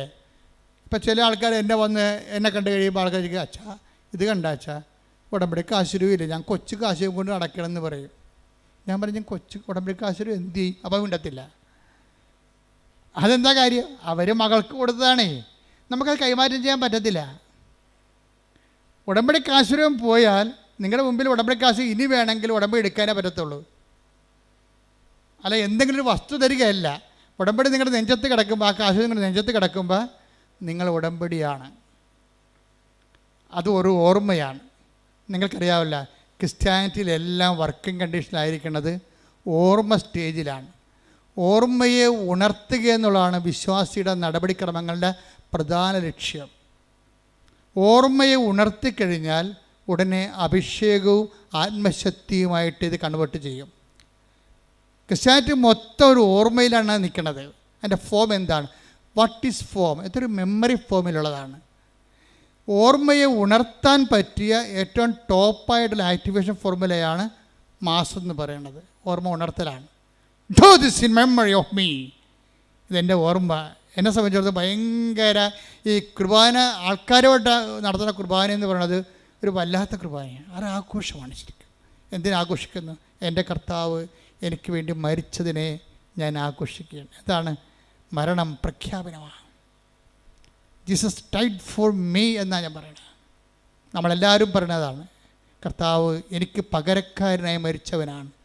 ഞാൻ മരിക്കുന്നിടത്ത് എനിക്ക് പകരക്കാരനായി മരിച്ചു. അപ്പോൾ എനിക്കിനി മരണമില്ല. ഞാൻ നിത്യത വരെ കർത്താവിനെ കണ്ടെത്തും വരെ, കൂടെ ജീവിക്കും വരെ എനിക്കൊരു ജീവിതം ഞാൻ പങ്കിടുകയാണ്. അപ്പോൾ എൻ്റെ ത്വര എന്താണ്? എത്രയും വേഗം കർത്താവിൻ്റെ അടുത്തേക്ക് എത്തിച്ചേരാൻ. അതുകൊണ്ടാണ് ബൈബിൾ ചോദിക്കേണ്ടത്, മരണമേ നിന്റെ ദംശനം എവിടെ? ശ്രുതിക്കട്ടെ ഹല്ലേലൂയ. ശ്രുതിക്കട്ടെ ഹല്ലേലൂയ, ഹല്ലേലൂയ, ഹല്ലേലൂയ. യേശുവേ നന്ദി. ഹല്ലേലൂയ, ഹല്ലേലൂയ, ഹല്ലേലൂയ, ഹല്ലേലൂയ, ഹല്ലേലൂയ, ഹല്ലേലൂയ. 1 കൊരിന്തോസ് 15:55. 1 കൊരിന്തോസ് 15:55. മരണമേ നിന്റെ ദംശനം എവിടെ? മരണത്തെ ഒരു പാമ്പായിട്ടാണ് കാണുന്നത്. ഇപ്പം എന്ത് ചെയ്യും? അതിൻ്റെ വിഷപ്പല്ലി കർത്താവ് ഊരിക്കളഞ്ഞ്. Take the bread of God. പറഞ്ഞേ, മരണമേ നിന്റെ ദംശനം എവിടെ? അടുത്ത വചനം. മരണത്തിന്റെ ദംശനം പാപവും. മരണത്തിന്റെ ദംശനം പാപവും പാപത്തിന്റെ ശക്തി നിയമവുമാണ്. പാപത്തിന്റെ ശക്തി നിയമവുമാണ്. നമ്മുടെ കർത്താവായ യേശുക്രിസ്തു വഴി, നമ്മുടെ കർത്താവായ യേശുക്രിസ്തു വഴി നമുക്ക് വിജയം നൽകുന്ന ദൈവത്തിന് നന്ദി. അപ്പം നമുക്ക് വിജയം നൽകുന്ന ആരാണ്? ദൈവം. ആര് വഴിയാണ്? കർത്താവ് വഴി.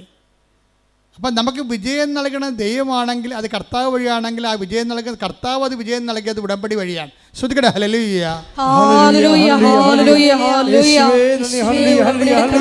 പ്രവൃത്തികളിൽ ഈശോയെ അഭിവൃദ്ധി പ്രാപിക്കുവാൻ ഈ ആരാധനയിലൂടെ ഞങ്ങളെ അഭിഷേകം ചെയ്യണമേ.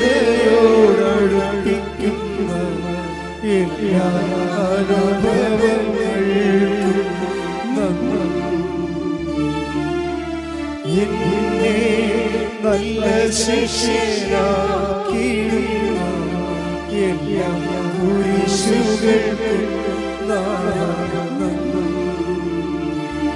അപ്പം ക്രിസ്തു മാറ്റിയത് എന്താണ്? മരണത്തെക്കുറിച്ചുള്ള ഭയമാണ്. ഇനി മരണമില്ല. വചനം അവസാനിക്കുന്നതും വെളിപാട് അവസാനിക്കുന്നതും എന്താണ്? ഇനി മരണമില്ല. Take the bread of God. ശ്രുതിക്കട്ടെ ഹല്ലേലൂയ. വെളിപാട് 21:4. വെളിപാട് 21:4. അവിടുന്ന് പറഞ്ഞേ, അവിടുന്ന് അവരുടെ മിഴികളിൽ നിന്നും കണ്ണീർ തുടച്ചു നീക്കും. ഇനി മരണം ഉണ്ടായിരിക്കുകയില്ല. ഇനിമേൽ ദുഃഖമോ മുറവിളിയോ വേദനയോ ഉണ്ടാവുകയില്ല. പഴയതെല്ലാം കടന്നുപോയി. പഴയതെല്ലാം കടന്നു പോകുന്ന, ഇനി ദുഃഖം ഉണ്ടാകാതിരിക്കുന്ന ഒരു ടൈം. അപ്പോൾ നിങ്ങളോർക്ക് ഇത് എന്താണ് ആൾക്കാർ മരിക്കുന്നുണ്ടല്ലാന്ന്? ആൾക്കാർ മരിക്കുന്നു എന്ന് പറയുമ്പോൾ നിങ്ങൾക്കറിയാമല്ലോ, ഈശോ എന്താ പറയണത്? നമ്മളെങ്ങനെ ഇവിടെ ജീവിക്കണത്? നമ്മളൊരു അവബോധത്തിൻ്റെ, അറിവിൻ്റെ അവബോധത്തിലാണ് ജീവിക്കണത്. അവബോധത്തിലാണ് അറിവ്, അറിവിലാണ് ആനന്ദം. അതുകൊണ്ടാണ് ഈശോ പറഞ്ഞത്, ഏകസത്യദൈവമായ നിന്നെയും നീ അയച്ച യേശുക്രിസ്തുവിനെയും അറിയുകയാണ് നിത്യജീവൻ. ഇപ്പം ക്രിസ്തു വന്നോടുകൂടിയാണ് നമ്മുടെ മരണത്തിൻ്റെ ഭയം മാറിയത്. എന്താ കാര്യം? അതെങ്ങനെ നമ്മൾ മനസ്സിലാക്കി? ഇപ്പം നിങ്ങളൊരു പണ്ട് നമ്മുടെ കോവിഡ് കാലത്ത് കുർബാന ചെല്ലിയതിന് അച്ഛനെയും കുർബാന കൂടിയ കപ്പേറിനെയും ഈ ഗവൺമെൻറ് അറസ്റ്റ് ചെയ്തിട്ടുണ്ട്. ആ കേസ് ഇപ്പോഴും കിടപ്പുണ്ട് കോടതി. കുർബാന ചെല്ലിയതിനെ അറസ്റ്റ് ചെയ്തിരിക്കുന്ന കേരളമാണിത്. ലോകത്ത് അങ്ങനെ ചെയ്യണമെന്ന് അറിയത്തില്ല. അച്ഛനെയും കപ്പേരെയും കുർബാന ചെല്ലിയതിനെ അറസ്റ്റ് ചെയ്തിരിക്കുകയാണ്. പോലീസ് അടഞ്ഞിരുന്ന പള്ളി തുറന്ന് അകത്ത് കയറി അറസ്റ്റ് ചെയ്തു. കേസായി. മാസ്ക് വെക്കാത്തതിന് പോലീസ് ഓടിച്ചിട്ട് ആൾക്കാരുടെ മുഖത്തിന് അടിച്ചിട്ടുണ്ട് ഒരു കാലത്ത്, ഇല്ലേ? ഉറപ്പല്ലേ? എത്ര പേര് അടി കൊണ്ടുണ്ട്, കേസുമായിട്ടുണ്ട്. അപ്പോൾ ആൾക്കാർക്ക് പേടിയായിരുന്നു ഭയങ്കര. എന്തിനെ പേടിയാണ്? കോവിഡ് പടരുമോ, ആൾക്കാർ മരിക്കുമോ, മരണത്തെക്കുറിച്ചുള്ള പേടിയാണ്. പിന്നെ എപ്പോഴാണ് ഈ പേടി മാറി മാസ്കുരി ആൾക്കാർ ദൂരെ കളഞ്ഞത്? ഇഞ്ചക്ഷൻ കണ്ടുപിടിച്ചപ്പോഴാണ് അല്ലേ? ഇഞ്ചക്ഷൻ കണ്ടുപിടിച്ചപ്പോൾ തന്നെ ഭയങ്കര സന്തോഷത്തിലാണ്. പോളാ പുല്ലെന്ന് പറഞ്ഞ് മാസ്ക് വേണ്ട, ഒന്നും വേണ്ട. എന്താ കാര്യം? സന്തോഷമായി. അതന്നെ ക്രിസ്തു ചെയ്തത്. പാപത്തിനും മരണത്തിനും ഇഞ്ചക്ഷൻ കണ്ടുപിടിച്ചു. എന്താണ്? തൻ്റെ മരണത്താൽ പാപത്തിന് പരിഹാരമാക്കിയിട്ട് ദൈവത്തിരുസന്നിധിയിൽ പ്രസാദത്തിനുള്ള വഴി കാണിച്ചപ്പോഴാണ് മനുഷ്യന് സന്തോഷമുണ്ടായത്. അവിടുന്ന് അവിടെ കണ്ണിൽ നിന്ന് കണ്ണീരെല്ലാം തുടച്ചു നീട്ടി. ഇനി മരണമില്ല. ശ്രദ്ധിക്കട്ടെ. ഹല്ലേലൂയ, ഹല്ലേലൂയ, ഹല്ലേലൂയ, ഹല്ലേലൂയ. യേശുവേ നന്ദി, ഹല്ലേലൂയ, ഹല്ലേലൂയ.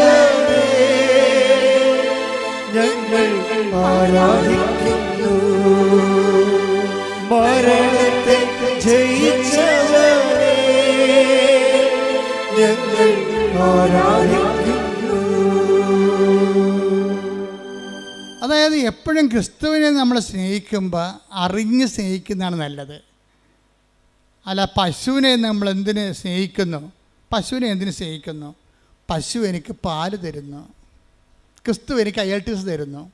കണ്ട, പല ആൾക്കാരുടെ ഉള്ളിൽ അറിവിൽ ക്രിസ്തുവിന് പശുവിൻ്റെ റേറ്റിങ്ങേ ഉള്ളു. ഞാൻ പശുവിനെ സ്നേഹിക്കുന്നു. എന്താ കാര്യം? പശു എനിക്ക് പാല് തരുന്നു. പിന്നെ എന്താ? പശു എനിക്ക് ചാണകം തരുന്നു. ചാണകം എനിക്കിന് തക്കാളിക്കിടാം അല്ലേ? അപ്പോൾ വളം തരുന്നു. അതുകൊണ്ട് ഞാൻ പശുവിനെ സ്നേഹിക്കുന്നു. ക്രിസ്തു എന്നെ ജപ്റ്റിനോട് മാറ്റുന്നു. ക്രിസ്തു എനിക്ക് ജോലി തരുന്നു. ഞാൻ ക്രിസ്തുവിനെ സ്നേഹിക്കുന്നു. ഞാൻ പശു എനിക്ക് ചാണകം തരുന്നു, പശു എനിക്ക് പാല് തരുന്നു, ഞാൻ പശുവിനെ സ്നേഹിക്കുന്നു. പല ആൾക്കാരും ക്രിസ്തുവിനെ സ്നേഹിക്കുന്നത് അവൻ്റെ അറിവിൻ്റെ നിലവാരവും ആരാധന നിലവാരവും മൃഗസമാനമാണ്. പശു സമാനം എന്ന് പറഞ്ഞ് കേട്ടിട്ടില്ല? അതുപോലെ ആധ്യാത്മികതയും അനുഭവങ്ങളും നരസമാനമായിരിക്കുന്ന ഒരു അനുഭവത്തിൻ്റെ പരിമിതിയിൽ നിന്ന് മാത്രം നിൽക്കുന്ന ആൾക്കാരുണ്ട്. ക്രിസ്തുവിൽ ഉദ്ദേശിക്കുന്നവരെന്താണ്? അവൻ നിത്യതയോളം വളരണം. പണ്ട് 1ാം ക്ലാസ്സിലെ പാഠപുസ്തകമില്ലേ? എന്താണ്? അമ്മ എനിക്ക് കാച്ചിയ, വലിയ മോൾക്കറിയാം. നിങ്ങൾക്കെന്തും അറിയാൻ പറ്റും, നിങ്ങൾ വേറെ പുസ്തകം പഠിച്ചിരിക്കണമെന്ന് പറഞ്ഞു. DPEPക്കാരല്ലേ? വലിയ മോൾക്കറിയാം, പഴയ പാഠപുസ്തകമുണ്ട്. എന്താണ്? അമ്മ എനിക്ക് കാച്ചിയ, അമ്മണി വന്നു കമ്മൽ തന്നു അല്ലേ? അതന്നെ. അപ്പോൾ അമ്മ എനിക്ക് കാച്ചിയ പാല് തരുന്നു. എന്താ കാര്യം? ഞാൻ അച്ഛനോളം വലുതാകണം. അതാണ് അമ്മയ്ക്കിഷ്ടം. അതാണ് 1ാം പാഠം. അധ്യാത്മികയുടെ 1ാം പാഠവും ബൈബിളിൻ്റെ 1ാം പാഠവും അത് തന്നെയാണ്. എന്താണ്? ക്രിസ്തു എനിക്ക് സ്വന്തം ശരീരവും രക്തവും തരുന്നു. എന്താ കാര്യം? ഞാൻ നിത്യതയോളവും വലുതാകണം. ശ്രദ്ധിക്കട്ടെ. ഹല്ലേലൂയ, ഹല്ലേലൂയ, ഹല്ലേലൂയ. യേശുവേ, ഞങ്ങളെ സ്വന്തമാക്കിയ അവിടുത്തെ സ്നേഹത്തിന് നന്ദി പറയുന്നു. എന്ത് നീ ഉടമ്പടി എടുക്കുന്നു? ജോലി കിട്ടാൻ, വീട് കിട്ടാൻ, മക്കളുണ്ടാകാനെന്ന് പറഞ്ഞു കഴിഞ്ഞാൽ സ്വാഭാവികമായിട്ട് ഇതിന് ഭൂമി മാത്രമേ ഉള്ളൂ നിനക്ക്. അതിൻ്റെ അകത്ത് എൻഡിട്ടേ ഇത് പറക്കത്തില്ല. പറക്കാത്ത ഉടമ്പടി എടുത്തിരിക്കണത്. എന്താ കാര്യം? താറാവ് അധികം പറക്കത്തില്ലല്ലോ, ഇല്ലേ? പക്ഷെ കഴുകനാണെങ്കിൽ പറക്കും. അപ്പോൾ നീ ഒരു ഈഗിൾ കവനൻ്റാണ് എടുത്തിരിക്കണം എന്നുണ്ടെങ്കിൽ ഇത് പറന്നങ്ങ് നിൽക്കും. എന്താ കാര്യം? എന്താ? നിത്യത. എന്താണ് ഇതിൻ്റെ ഉദ്ദേശം? എന്താണ്? നിത്യതയാണ്.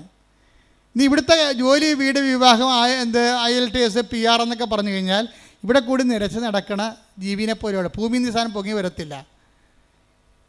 അതുകൊണ്ട് തന്നെ ഉടമ്പടിയിൽ എപ്പോഴും നിത്യത നിൻ്റെ ഒരു ജീവിത വിഷയമായിരിക്കണം.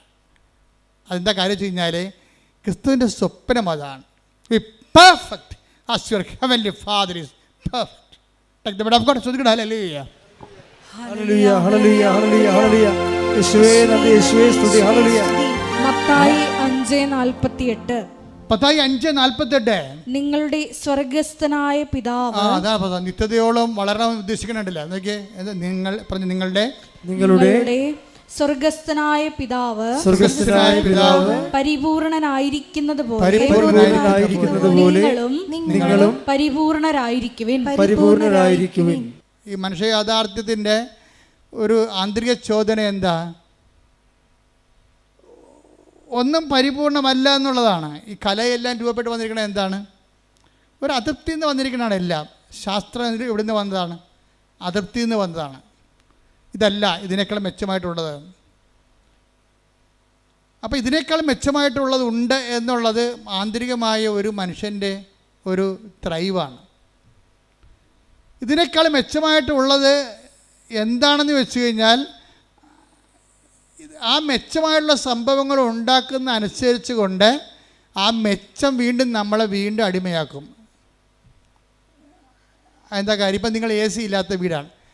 പണ്ട് ഞാനൊക്കെ ഓർക്കുന്നുണ്ട്, ഞങ്ങൾ വീട്ടിലൊക്കെ താമസിക്കുമ്പോൾ ഒരു പായ എടുത്തിട്ട് ഒരു പള്ളിയിൽ നിന്ന് മേടിച്ച പെരുന്നാളിന് മേടിച്ചൊരു ബെസറിയുണ്ട് അല്ലേ? അപ്പോൾ നല്ല ചൂടായിരിക്കും നാട്ടിൻപുറത്തൊക്കെ ഈ ജനുവരി മാസം മാർച്ച് മാസത്തിലൊക്കെ. അപ്പോൾ എന്ത് ചെയ്യും? നമ്മളിങ്ങനെ ഈ ബെസറി കൊണ്ട് വീശി രാത്രി കൊണ്ട് നല്ല വേർപ്പായിരിക്കുമേ. അപ്പം വീശി എന്ത് ചെയ്യും? വീശി വേർത്ത് ഉറങ്ങിപ്പോവും. അതേ ഉള്ളൂ. കറണ്ടില്ലാത്ത സമയത്ത് പിന്നെ അവിടെ കിടക്കാൻ പറ്റത്തില്ല. ബെസറിക്ക് നമ്മളെ രക്ഷിക്കാൻ പറ്റണില്ല. ഫാൻ കണ്ടുപിടിച്ചപ്പോൾ അതിനെ മുഴുവൻ പുകയുടെയും കരിയും ചിലന്തി വരെയൊക്കെ ആയപ്പോൾ മനുഷ്യൻ AC വെച്ചു. AC കുറച്ച് നേരം ഇരുന്ന് കഴിയുമ്പോൾ AC തന്നെ റിപ്രക്കഷൻസും റെസിപ്രേഷനും പല രോഗങ്ങളൊക്കെ ആയിട്ട് ഈ വെള്ളം കുടിക്കണവന് ഇനിയും ദാഹിക്കും. ഈശോ പറഞ്ഞതല്ലേ, ബെസറി പിടിക്കുന്നവന് പിന്നെയും ദാഹിക്കും, അവന് ഫാൻ വേണം. ഫാനുള്ളവന് പിന്നെയും ദാഹിക്കും, അവന് AC വേണം. ഈ വെള്ളം കുടിക്കണവന് ഇനി ഹല്ലേലൂയ. യോഹന്നാൻ 4:13 യേശു പറഞ്ഞു, ഈ വെള്ളം കുടിക്കുന്ന ഏവനും വീണ്ടും ദാഹിക്കും. അപ്പോൾ ഇത് മനുഷ്യൻ ഈ ഭൂമിയിൽ നിങ്ങളുടെ മെറ്റീരിയൽ ബോഡിയെ എന്തെങ്കിലും ഉപയോഗിച്ചു കൊണ്ടാണ് നിങ്ങൾ തൃപ്തിപ്പെടുത്താൻ വരുന്നുണ്ടെങ്കിൽ മരണം വരെ തൃപ്തിയില്ലാത്ത അവസ്ഥ തുടരുമെന്നാണ് പറയുന്നത് ബൈബിള്. യോഹന്നാൻ 2:17 എടുത്തേ. 2:17 ലോകവും അതിന്റെ മോഹങ്ങളും കടന്നു പോകുന്നു. അതാണ് പ്രശ്നം. ഈ മോഹങ്ങൾക്കെല്ലാം നമ്മൾ പുതിയ സ്ഥാനം കണ്ടുപിടിക്കുകയും ചെയ്യും. പക്ഷെ എന്താ പറയണത്? അതും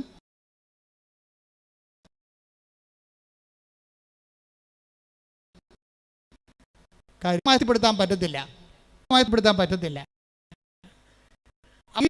ഇതിൻ്റെ സ്റ്റാറ്റസ് ഇങ്ങനെ അപ്ഗ്രേഡ് ചെയ്ത് പോകാനാണെങ്കിൽ ഞൊട്ടേണ്ടി വരും എന്നർത്ഥം. ഒരാൾക്കാർ അവിടെ അഭിമാനം, അവിടെ സ്റ്റാറ്റസ് കീപ്പ് ചെയ്യണം. എങ്ങനെയാണ്? ബ്രാൻഡ് ചേഞ്ച് ചെയ്തുകൊണ്ടാണ്. കാറിൻ്റെ ബ്രാൻഡ് ചേഞ്ച് ചെയ്യുന്നു. അവരുപയോഗിക്കുന്ന ഓരോ വസ്തുക്കളെയും സ്റ്റാൻഡേർഡ് കമ്പനിയുടെ ബ്രാൻഡിനൊപ്പമാക്കി എടുത്തിട്ട് ഈ ജഡിക മനുഷ്യൻ ഇങ്ങനെ വളർന്നുകൊണ്ടിരിക്കും. ഈ ജഡിക മനുഷ്യനെ യേശു ക്രിസ്തുവിനെ സ്വീകരിക്കാൻ സാധ്യമല്ല.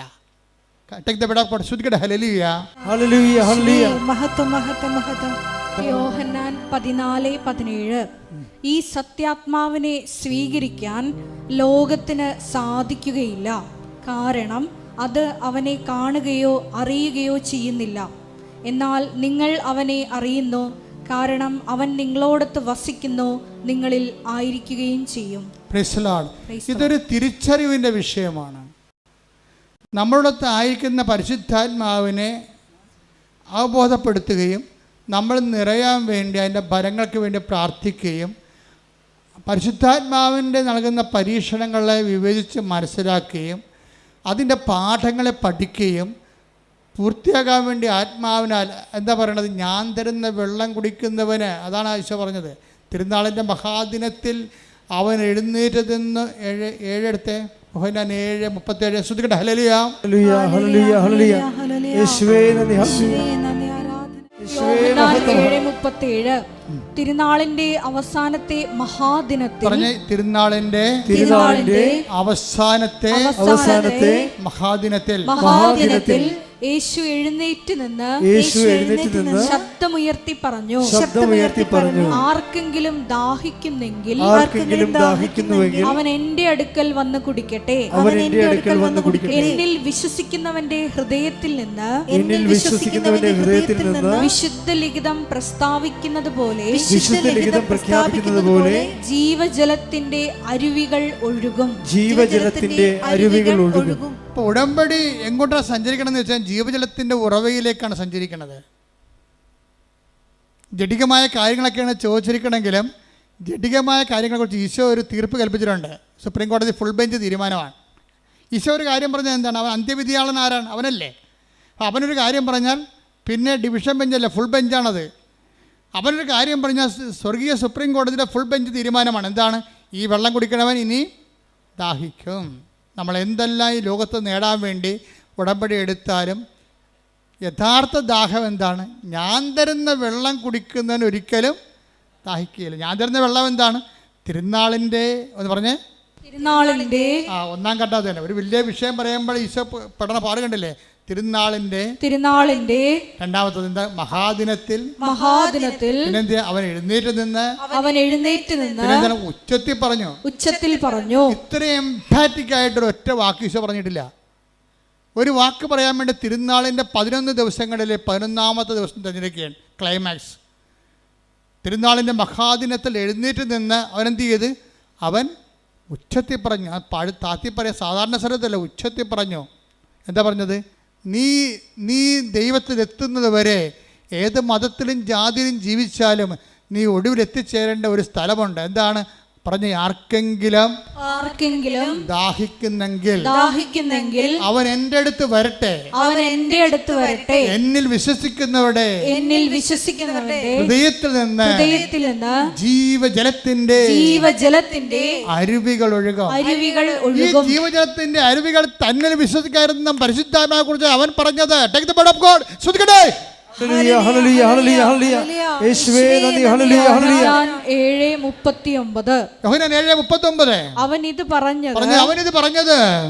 ഇത് പറഞ്ഞത് തന്നിൽ വിശ്വസിക്കുന്നവരെ സ്വീകരിക്കാനിരിക്കുന്ന ആത്മാവിനെ പറ്റിയാണ്.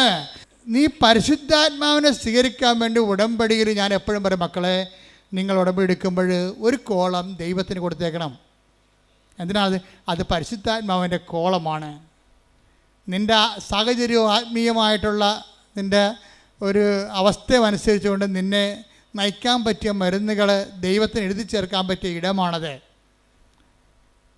അതിന് നിങ്ങൾ മതവും ജാതിയും ഒന്നും മാറേണ്ട കാര്യമില്ല. ക്രിസ്തുവിനെ സ്വീകരിക്കണ ആർക്കാണ് ജാതി മാറേണ്ടത്? ആർക്കാണ് മതം മാറേണ്ടത്? ഇത് അതിനുള്ള സംവിധാനമാണോ? അല്ല. നിങ്ങൾ ക്രിസ്തുവിനെ get Jesus and get saved എന്ന് വെച്ചാൽ ക്രിസ്തുവിനെ സ്വീകരിക്കുന്നവരെ അവർ മതാതീതമായിട്ട് അതീതമായിട്ട് അപ്പനും മക്കളും തമ്മിൽ ഒരുമിച്ച് കണ്ടെത്തിക്കൊണ്ട് സന്തോഷത്തോടെ ജീവിക്കുന്ന സാഹചര്യം ഇവിടെ ഉണ്ടായത് നിൻ്റെ കടങ്ങൾ കർത്താവ് അവൻ്റെ മരണത്താൽ പരിഹരിച്ചത് കൊണ്ടും നിന്നെ അവൻ കടങ്ങളിൽ നിന്ന് നീ ചെയ്യേണ്ട പാപത്തിന് പരിഹാരം അവൻ ചെയ്തപ്പോൾ അവൻ്റെ പരിഹാരം എനിക്ക് വേണ്ടി കൂടിയാണെന്ന് ഞാൻ വിശ്വസിക്കുമ്പോഴാണ് ജ്ഞാനത്താൽ നമ്മൾ സ്നാനം സ്വീകരിക്കുന്നത്. വെള്ളം കൊണ്ടല്ല, ജ്ഞാനത്താൽ. ആ അറിവ് തന്നെയാണ് നമുക്ക് സ്നാനമായി മാറുന്നത്. നിനക്ക് ക്രിസ്തുവിനെക്കുറിച്ചുള്ള സത്യമായ അറിവുണ്ടെങ്കിൽ നീ ജ്ഞാനത്താൽ സ്നാനം ചെയ്യപ്പെട്ട വ്യക്തിയാണ്. കാര്യം എന്താണ്? അറിവിൻ്റെ അഭവമായ ആദ്യവും അവസാനവും ആൽഫയും ഒമേഗയും ആരാണ്? ക്രിസ്തുവാണ്. അറിവ് എന്താണ്? അനുഭവം എന്ന് പറയണത്. അറിവിൻ്റെ അനുഭവം നിത്യതയാണ്. ശ്രുതികട്ടെ. ഹല്ലേലൂയ.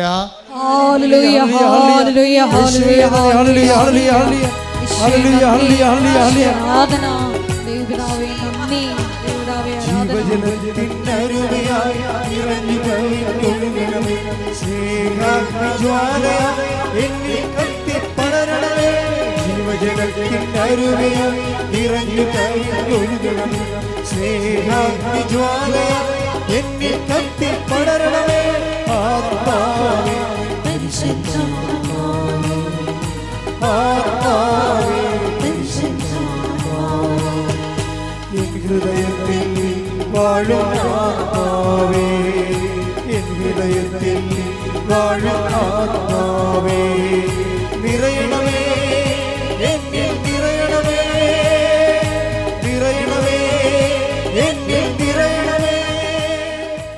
അതിലൂടെ അവസാനം ഈശോ പറഞ്ഞത് receive Jesus Christ and get saved എന്നാണ് പറഞ്ഞത്. ക്രിസ്തുവിനെ നിങ്ങൾ അറിവിൽ സ്വീകരിക്കുക, നിങ്ങൾ നിത്യത അവകാശമാക്കുക. അപ്പോൾ ക്രിസ്തുവിനെ സ്വീകരിക്കാൻ വേണ്ടി നമ്മുടെ ഓരോ പ്രശ്നവും അത് തന്നെയാണ്. നിങ്ങൾ ഉടമ്പടിയിരിക്കുന്ന നിയമമില്ല, വീടില്ല, ജോലിയില്ല, രോഗമാണെന്നൊക്കെ പറയുന്ന വിഷയം എന്താണ്? അതെല്ലാം നിന്നോട് പറയുന്ന ഒരു ദൈവഭാഷയാണത്. ഒരു ദൈവഭാഷയാണ്. നിൻ്റെ വേദനകൾ ഒരു ദൈവഭാഷയാണ്. എന്താണ്? നീ ക്രിസ്തുവിനെ സ്വീകരിക്കുക. ഇപ്പം മിഥുൻ്റെ കാര്യം ഞാൻ പറഞ്ഞില്ലേ. മിഥുൻ ഇവിടുന്ന് ഉടമ്പടി എടുക്കാതെ കാറിൽ പോയിരുന്ന് ടി വി കണ്ടുകൊണ്ടിരുന്നു, സിനിമ കണ്ടുകൊണ്ടിരുന്നു.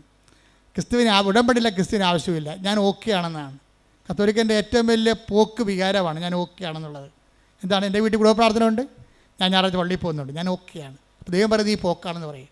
അറിയാമെന്ന് പറയുന്നവൻ അറിയേണ്ടത് അറിയുന്നില്ലെന്ന്. Take the word of God. 1 Korinthos 8:2. 1 Korinthos 8:2.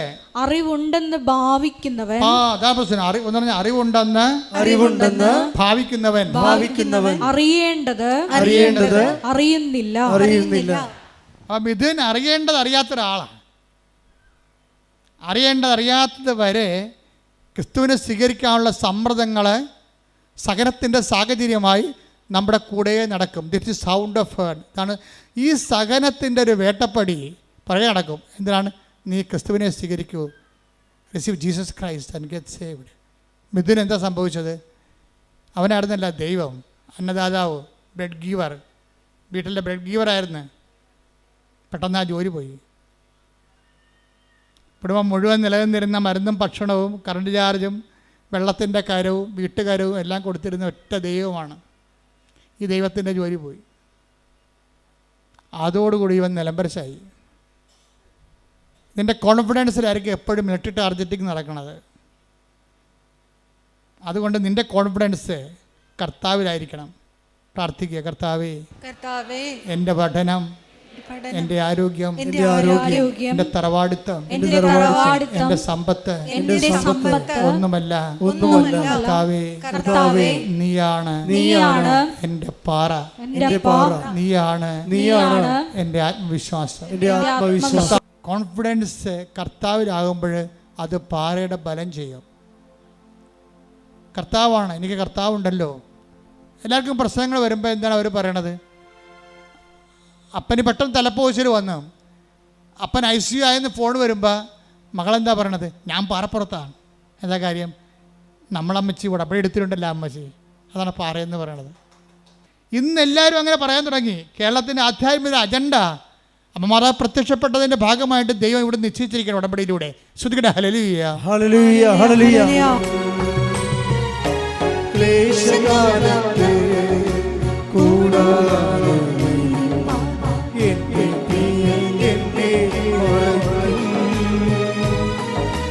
അല്പകാലം കഴിഞ്ഞ് ഉയർന്നതാ പാറമേ എന്നോളം കയറ്റി നിൽക്കും.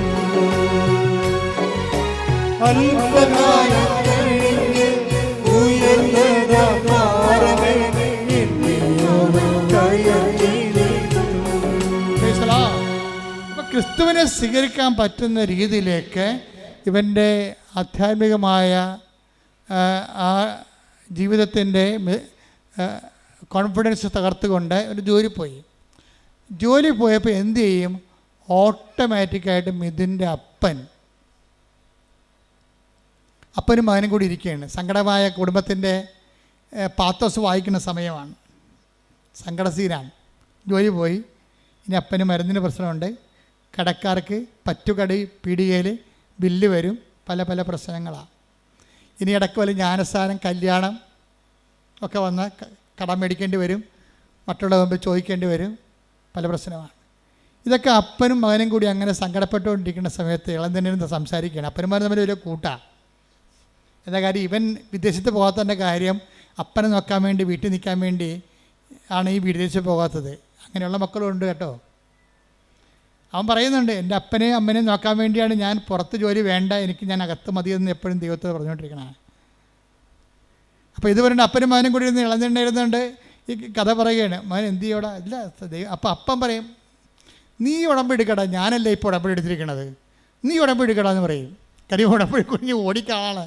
നീ ഉടമ്പടി എടുക്കടാന്ന് പറഞ്ഞില്ല, പെട്ടെന്ന് ഇതും പറയുകയാണ്, അമ്മ ഞങ്ങളുടെ അടുത്തിരിക്കണ പോലെയൊക്കെ തോന്നി, വല്ലാത്തൊരു മുല്ലപ്പൂവിൻ്റെ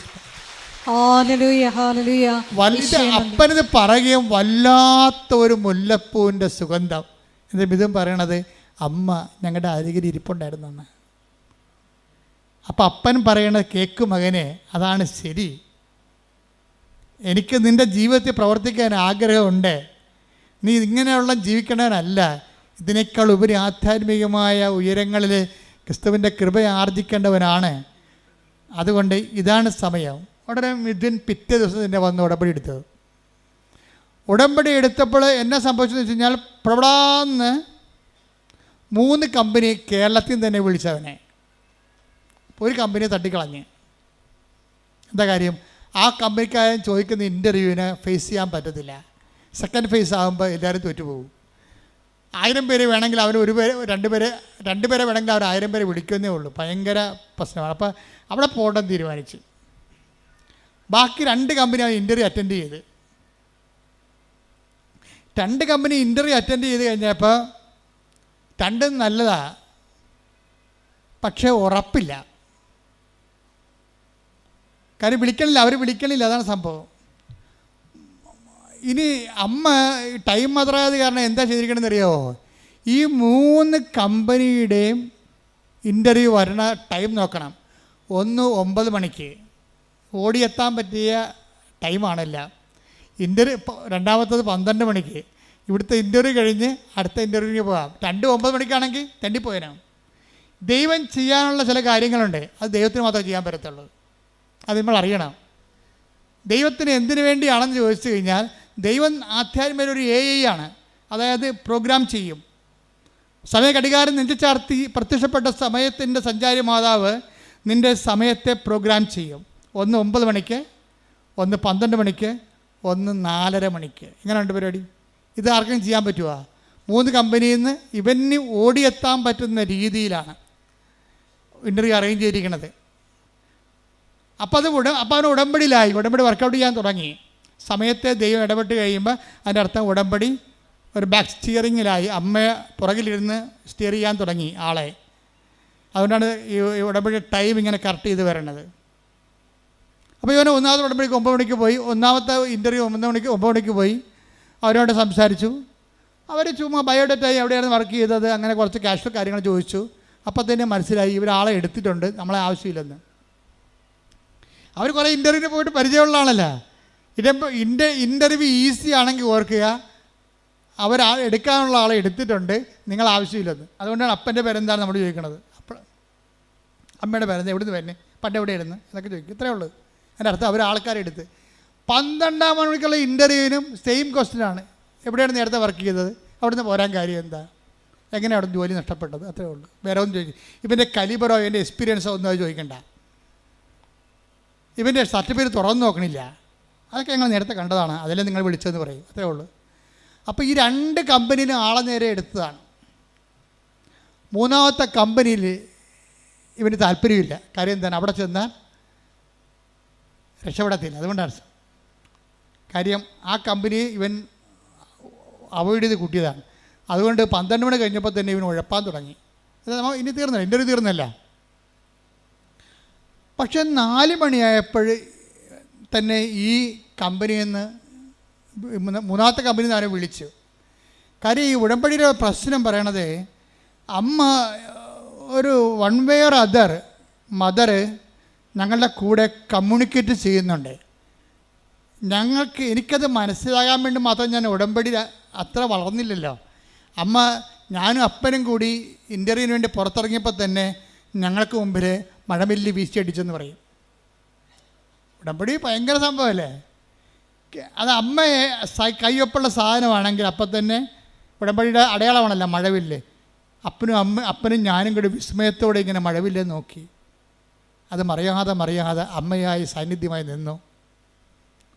4 മണിയായപ്പോൾ 3ാമത്തെ സ്ഥലത്ത് നിന്ന് തന്നെ വിളിച്ചു.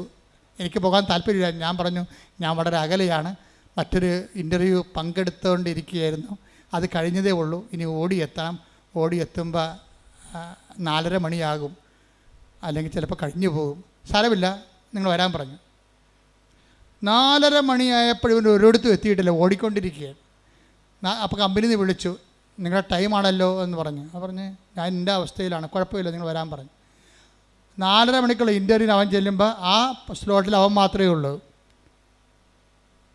5 മണിക്കാണ് അവിടെ എത്തണത്.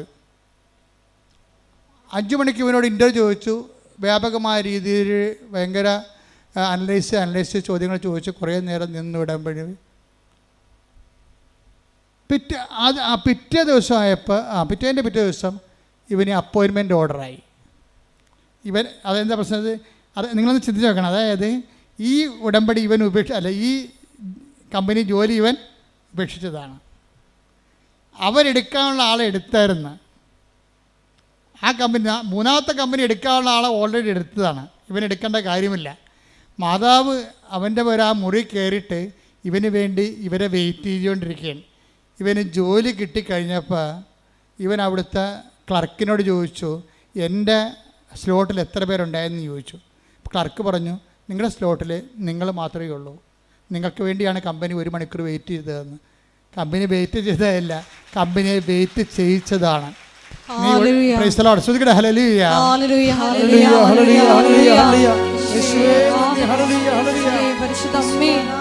വേണ്ടി അഭിഭാഷകയായി വാദിക്കുന്ന അവിടുത്തെ സ്നേഹത്തിന് സാമീപ്യത്തിന് നന്ദി പറയുന്നു. അതായത് ഇത് അത്രയും, അതായത് ഇപ്പോഴെന്താ അവർ ഈ മിഥുനെന്താ പറയണത്, എത്ര കാലം കഴിഞ്ഞാലും എൻ്റെ ജീവിതം ഞാൻ ഉടമ്പടിയായി തന്നെ ജീവിക്കുമെന്ന് പറഞ്ഞു. എന്താ കാര്യം, ഉടമ്പടിയിൽ മറ്റ് പ്രാർത്ഥനാ രീതികളെ പോലെയല്ല, ദൈവത്തിൻ്റെ സാന്നിധ്യം സ്വപ്നമായിട്ടും. ഒരു പ്രാവശ്യം ഇവന് ജോലി പോയില്ലേ, ജോലി പോയിട്ട് ഉടമ്പടി എടുക്കാത്തൊരു കാലം ഉണ്ടായിരുന്നില്ല. അപ്പോഴും ഇവനൊരു വെളുപ്പിന് 4 മണിക്കൂർ സ്വപ്നം കണ്ട് കൃപാസനം മാതാവ് കരയണേ. അപ്പോൾ ഉടനെ മിഥുൻ അമ്മയുടെ ഉടുപ്പെ തൊടാൻ നേരത്ത് മാതാവ് ഇവരെ തള്ളി മാറ്റും, നീ എന്നെ തുടരുമെന്ന് പറയും. അപ്പോൾ അന്ന് മുതൽ എന്ന് വെച്ചാൽ നമ്മൾ ഉടമ്പടിയുടെ ഫലങ്ങൾ മനസ്സിലാക്കുന്ന വെച്ചാൽ നമുക്ക് ദൈവത്തെ തൊടാൻ പറ്റിയ ആത്മീയ സാഹചര്യമുണ്ട്, തൊടാൻ പറ്റാത്ത സാഹചര്യമുണ്ട്. അതുകൊണ്ടാണ് ഞാൻ നിങ്ങളോട് പറയണത്, നിങ്ങൾ ഉടമ്പടിയോട് പാലിക്കുന്നവരും ദൈവത്തിന് നിങ്ങളെ തൊടാൻ പറ്റിയ, ദൈവം അതിനെ അനുവദിക്കാൻ പറ്റുന്ന രീതിയിൽ നിങ്ങൾ വിശുദ്ധിയും വിശ്വസ്തതയും ഉള്ളവരായിരിക്കണം. പ്രാർത്ഥിക്കട്ടെ. കർത്താവേ, ഉടമ്പടിയോട് വിശുദ്ധിയും വിശ്വസ്തതയോടെയും ജീവിക്കുവാൻ എന്നെ സഹായിക്കണമേ. അപ്പൊ ഇങ്ങനെയല്ല. ഇപ്പൊ ഇത് മിഥുൻ്റെ കാര്യം, രാധമ്മ, അതായത് എന്താണ് എൻ്റെ ജീവിതമെന്ന് ഇവർ തന്നെത്താൻ പറയാണ്, അമ്മച്ചി തന്നെത്താൻ പറയാണ്. എൻ്റെ ജീവിതം ഇനി അടുത്ത ജന്മത്തിൽ ഒരു ക്രിസ്ത്യൻ കുടുംബത്തിൽ ജനിക്കണമെന്നാണ് എൻ്റെ ആഗ്രഹമെന്ന്. എന്നിട്ട് ക്രിസ്ത്യാനിയായിട്ട് ജീവിക്കണം എന്ന് വെച്ചാൽ അവരങ്ങനെ പറയാൻ കാരണം വെച്ച് കഴിഞ്ഞാൽ അതിൻ്റെ പ്രധാനപ്പെട്ട കാരണം ഇവർ ചെയ്യുന്ന എല്ലാ കാര്യങ്ങളും. ഇപ്പോൾ ആദ്യം തന്നെ ഇവർ സങ്കടപ്പെട്ട് ഇവിടെ തന്നെ എന്താ, മകൻ മദ്യപാനിയാണ്, ഭാര്യയെ തല്ലുന്നു, കുടുംബത്തിൽ സമാധാനം ഇല്ല എന്ന് പറയുമ്പോൾ ഉടമ്പടി എടുക്കുമ്പോൾ തന്നെ ആ ആഴ്ച തന്നെ അവൻ്റെ മദ്യപാനം മാറി, അവൻ വിദേശത്ത് ജോലിക്ക് പോയി, അവന് പണമായി. രാധമ്മ വന്നതെന്ന് വെച്ച് കഴിഞ്ഞാൽ ഇത് അവസാനത്തെ സ്ഥലമാണ്, ഇതുകൊണ്ട് എൻ്റെ ജീവിതത്തിൽ തീർപ്പുണ്ടാകുമെന്ന് ആഴമായ ബോധ്യത്തിലാണ് വർക്ക് ചെയ്യണത്. പിറ്റേ ദിവസം തന്നെ ആ ഫയൽ എടുക്കുകയാണ്, ഒപ്പിട്ട് മാറുകയാണ് കാര്യങ്ങളെല്ലാം. നിങ്ങൾക്കറിയാം, അമ്മയ്ക്ക് അധികം സമയമൊന്നും വേണ്ടല്ലോ. പിന്നെ രാധമ്മക്ക് ഒരു കാര്യം വെച്ചായി, ഇതെന്നെ സ്ഥലം ആരോടും പറയാതെ എല്ലാ ചൊവ്വാഴ്ച ഇവിടെ വരും, പട്ടിണി ഇരുന്ന് പ്രാർത്ഥിച്ചിട്ട് പോകും. അവിടെ വന്നിരുന്ന് മാതാവിൻ്റെ മുഖത്ത് നോക്കി പട്ടിണി ഇരുന്ന് പ്രാർത്ഥിച്ചിട്ട് പോകും. 9ാമത്തെ ചൊവ്വാഴ്ച പോയപ്പോൾ, 9ാമത്തെ, ഇതാരും പറയില്ല, ഞങ്ങളും പറഞ്ഞിട്ടില്ല ഇവിടെ വരാനൊന്നും. അപ്പോഴേ ഇവർ ഒറ്റക്കെടുക്കുന്ന തീരുമാനമാണ്. ചിലർ ദൈവം ഒറ്റക്ക് നയിക്കും. അവർ ഓക്കെ ആണെങ്കിലേ അടുത്ത പടി, അടുത്ത സ്റ്റെപ്പിലേക്ക്, അടുത്ത ക്ലാസ്സിലേക്ക് ദൈവം തന്നെ അവരെ കൂട്ടിക്കൊണ്ട് പോകും. അപ്പോൾ അവരോട് പറഞ്ഞ്, നീ ഒറ്റക്ക് ഇവിടെ വന്നിരിക്ക്, ഉപസിച്ചുകൊണ്ടിരിക്ക്. അങ്ങനെ 9 ചൊവ്വാഴ്ച ഇരുന്ന് 9ാമത്തെ ചൊവ്വാഴ്ച ഇവർക്ക് തൊണ്ട പഴുത്ത തൈറോയിഡാണ് അസുഖം. അത് ഉടമ്പടി വെച്ചോ ഇല്ലയെന്ന് അറിയാൻ പാടില്ല. പക്ഷേ 9ാമത്തെ ചൊവ്വാഴ്ച ഇവിടെ ഇരിക്കുമ്പോൾ തന്നെ കഴുത്തിങ്ങനെ വന്ന് അങ്ങോട്ടും ഇങ്ങോട്ടും ചരിക്കണ പോലെ തോന്നും, എന്തോ സാധനം അടന്ന് പോണ പോലെ തോന്നും. പിന്നെ ടെസ്റ്റ് ചെയ്തപ്പോൾ ഇത്രയും വർഷം നിന്ന തൈറോയ്ഡ് കാണാനില്ല.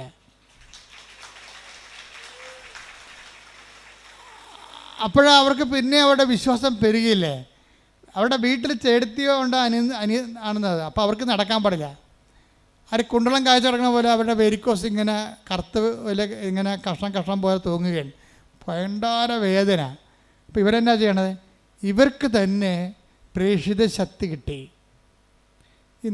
നിങ്ങളുടെ പേഴ്സണൽ എംപവറിങ്ങിന് വേണ്ടിയാണ് നിങ്ങളുടെ കൂടെ ഈ പത്രം പ്രേക്ഷിത പ്രവർത്തനമായിട്ട് കൊടുക്കുന്നത്. അപ്പം മിഥുൻ എന്നോട് പറഞ്ഞ് ഇവിടെ സാക്ഷ്യം പറഞ്ഞാൽ എന്തറിയാവോ, ഈ പത്രം നിങ്ങളെ കൊടുക്കണത് ഇവിടെ പറയണ പോലെ ഞാനും എൻ്റെ അപ്പനും കൊടുക്കണത്. നിങ്ങളിവിടെ പറയണത് പള്ളിയിൽ കൊണ്ടേ കൊടുക്കുക, അല്ലെങ്കിൽ വേറെ എവിടെയും ഓട്ടോറിക്ഷക്കാർക്ക് കൊടുക്കുകയല്ലേ. ഞങ്ങളങ്ങനെയല്ലേ ചെയ്യണത്. ഞാനും അപ്പനും കൂടി പത്രം കൊണ്ട് പോകും. അപ്പം പുറകെ ഇരിക്കും, ഞാൻ ബൈക്ക് ഓടിക്കും. എന്നിട്ട് ഞങ്ങൾ ഓരോ വീട്ടിലും പോയിട്ട് ഓരോ അത്ഭുതവും പറയും. ഇപ്പം ഇതിനപ്പുറം ചെയ്യണത് എന്താണ്? അവർ ബൈക്കൊക്കെ കയറി, മകൻ ബൈക്ക് ഓടിക്കും, അപ്പം പുറകെ ഇരിക്കും. ജോലിയും പോയി, എല്ലാം പോയി, കടത്തിലായി പ്രയാസപ്പെട്ട് ജീവിക്കുകയാണ്. പക്ഷേ അവരവരുടെ വിശ്വാസത്തിന് വിളക്ക് പിന്നെ എണ്ണ ഒഴിച്ച് കത്തിച്ചുകൊണ്ടിരിക്കും. എന്നിട്ട് ഓരോ വീട്ടിൽ ചെന്നുവെച്ചും അവരോട് പറയും, ഇന്നലെ കൃപാസനത്തിൽ ഇന്ന അത്ഭുതം നടന്ന്. എന്നിട്ട് ഇവൻ അതിൻ്റെ സ്റ്റാറ്റസ് എടുത്തിടും. കൃപാസനത്തിൽ നടന്ന് ഏറ്റവും നല്ല അത്ഭുതം നോക്കിയിട്ട് സന്നദ്ധൻ എടുത്തിട്ട് സ്റ്റാറ്റസ് എടുത്തിടും. അതെല്ലാവർക്കും ഷെയർ ചെയ്യും. അപ്പോൾ ഇത് രണ്ടും കൽപ്പിച്ച് ദൈവത്തിന് വേണ്ടി അങ്ങോട്ട് ജീവിക്കുകയാണ്. ദൈവത്തിന് വേണ്ടി ജീവിക്കുകയാണ്. അമ്മ ഇവിടെ പ്രത്യക്ഷപ്പെട്ടതിൻ്റെയും അതനുസരിച്ചുകൊണ്ട് മനുഷ്യൻ്റെ കണ്ണുനീരൊപ്പിയെടുത്തുകൊണ്ട് അവനെ ആശ്വസിപ്പിക്കാൻ പോകുന്ന സദ്വാർത്ത നിങ്ങളുടെ അനുഭവങ്ങളിലൂടെ മറ്റുള്ളവർ കൈമാറേണ്ടതാണ്. അത് ആത്മാർത്ഥമായിട്ട് ചെയ്യാം, പേടിച്ചൊക്കെ ചെയ്യാൻ പറ്റും. അപ്പോൾ ആത്മാർത്ഥമായിട്ട് ചെയ്യണത് സംബന്ധിച്ചിടത്തോളം ദൈവവും അവൻ്റെ കാര്യത്തിൽ അതേപോലെ തന്നെ കമ്പനിയിൽ പോയി, വിളിക്കാത്ത കമ്പനി, കിട്ടാത്ത ജോലിക്ക് അവനെ മാത്രം വിളിപ്പിക്കാൻ വേണ്ടി അമ്മ പോയി കാത്തു നിൽക്കാൻ അവിടെ. ദൈവം അതുപോലെ എൻ്റെ അപ്പുറത്തും ചെയ്യുന്ന ആളാണെന്ന് ഈ കുരിശുരൂപം കാണുമ്പോൾ ഏത് കഴുതക്കും മനസ്സിലാവും. കുരിശുരൂപം, ഞാൻ എന്താ കുരിശുരൂപം എങ്ങനെ വെച്ചിരിക്കണത്? എൻ്റെ ജീവിതത്തിൻ്റെ ഒരു ആവേശമാണ്. എന്താണ്? ദൈവം നിന്നെ വീണ്ടെടുക്കാൻ, നീ ഒറ്റ ആളാണെങ്കിൽ പോലും നിന്നെ വീണ്ടെടുക്കാൻ ദൈവം ഏതറ്റം വരെയും പോകും എന്നുള്ളതിൻ്റെ അല്ലേ കുരിശുരൂപം നമ്മളെ പഠിപ്പിക്കുന്ന പാഠം എന്ന് പറയുന്നത്. ദൈവസ്നേഹത്തിൻ്റെ ഏറ്റവും തുറന്നൊരു വായനാ പുസ്തകമാണ് കുരിശുരൂപം. അതുപോലെ അത് കണ്ട് മനസ്സിലാക്കിയിട്ടല്ലേ നമ്മൾ വിഷമമുള്ളവൻ ദൈവത്തിൽ ആശ്രയിക്കണത്. പക്ഷെ അത് ആശ്രയം സത്യസന്ധമാണെന്ന് ദൈവത്തിന് തോന്നണം. അതാണ് പ്രശ്നം. ആശ്രയം സത്യസന്ധമാണെന്ന് ദൈവത്തിന് തോന്നിക്കഴിഞ്ഞാൽ പിന്നെ നിങ്ങൾക്ക് തിരിഞ്ഞു നോക്കേണ്ടി വരത്തില്ല. രാധമ്മ എന്താ ചെയ്യണത്? രാധമ്മ എല്ലാ വീട്ടിലും ഇതുപോലെ പാവപ്പെട്ടവളാണേ, അവളില്ലാത്ത ഭക്ഷണം ഉണ്ടാക്കി വീടുകളിലൊക്കെ രോഗികളെല്ലാം കൊടുക്കും. എന്നിട്ട് കൃപാസനം മാതാവിനെക്കുറിച്ച് അവരോട് സംസാരിക്കും.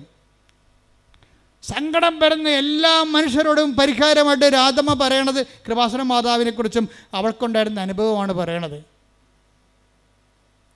അത് പറഞ്ഞ് അവസാനം അങ്ങനെ സുവിശേഷം കൈമാറാൻ വേണ്ടി ആഗ്രഹിക്കുന്നവനെ ദൈവം അടയാളം കൊടുക്കും. അടയാളം അത്ഭുതം പറയുന്നത് അങ്ങനെയാണ്. അല്ല വെറുതെ കുത്തിയിരുന്ന അടയാളം കൊണ്ട് അത്ഭുതം ഉണ്ടാകത്തില്ല. Take the word of God. Roma 15:18 എടുത്തേ. റോമ 15:18. വിജാതീയരുടെ അനുസരണം നേടിയെടുക്കേണ്ടതിന് പറഞ്ഞ വിജാതീയരുടെ അനുസരണം നേടിയെടുക്കേണ്ടതിന് വാക്കാലും പ്രവൃത്തിയാലും അടയാളങ്ങളുടെയും അത്ഭുതങ്ങളുടെയും ബലത്താലും പരിശുദ്ധാത്മാവിന്റെ ശക്തിയാലും ഞാൻ വഴി ക്രിസ്തു പ്രവർത്തിച്ചവയൊഴികെ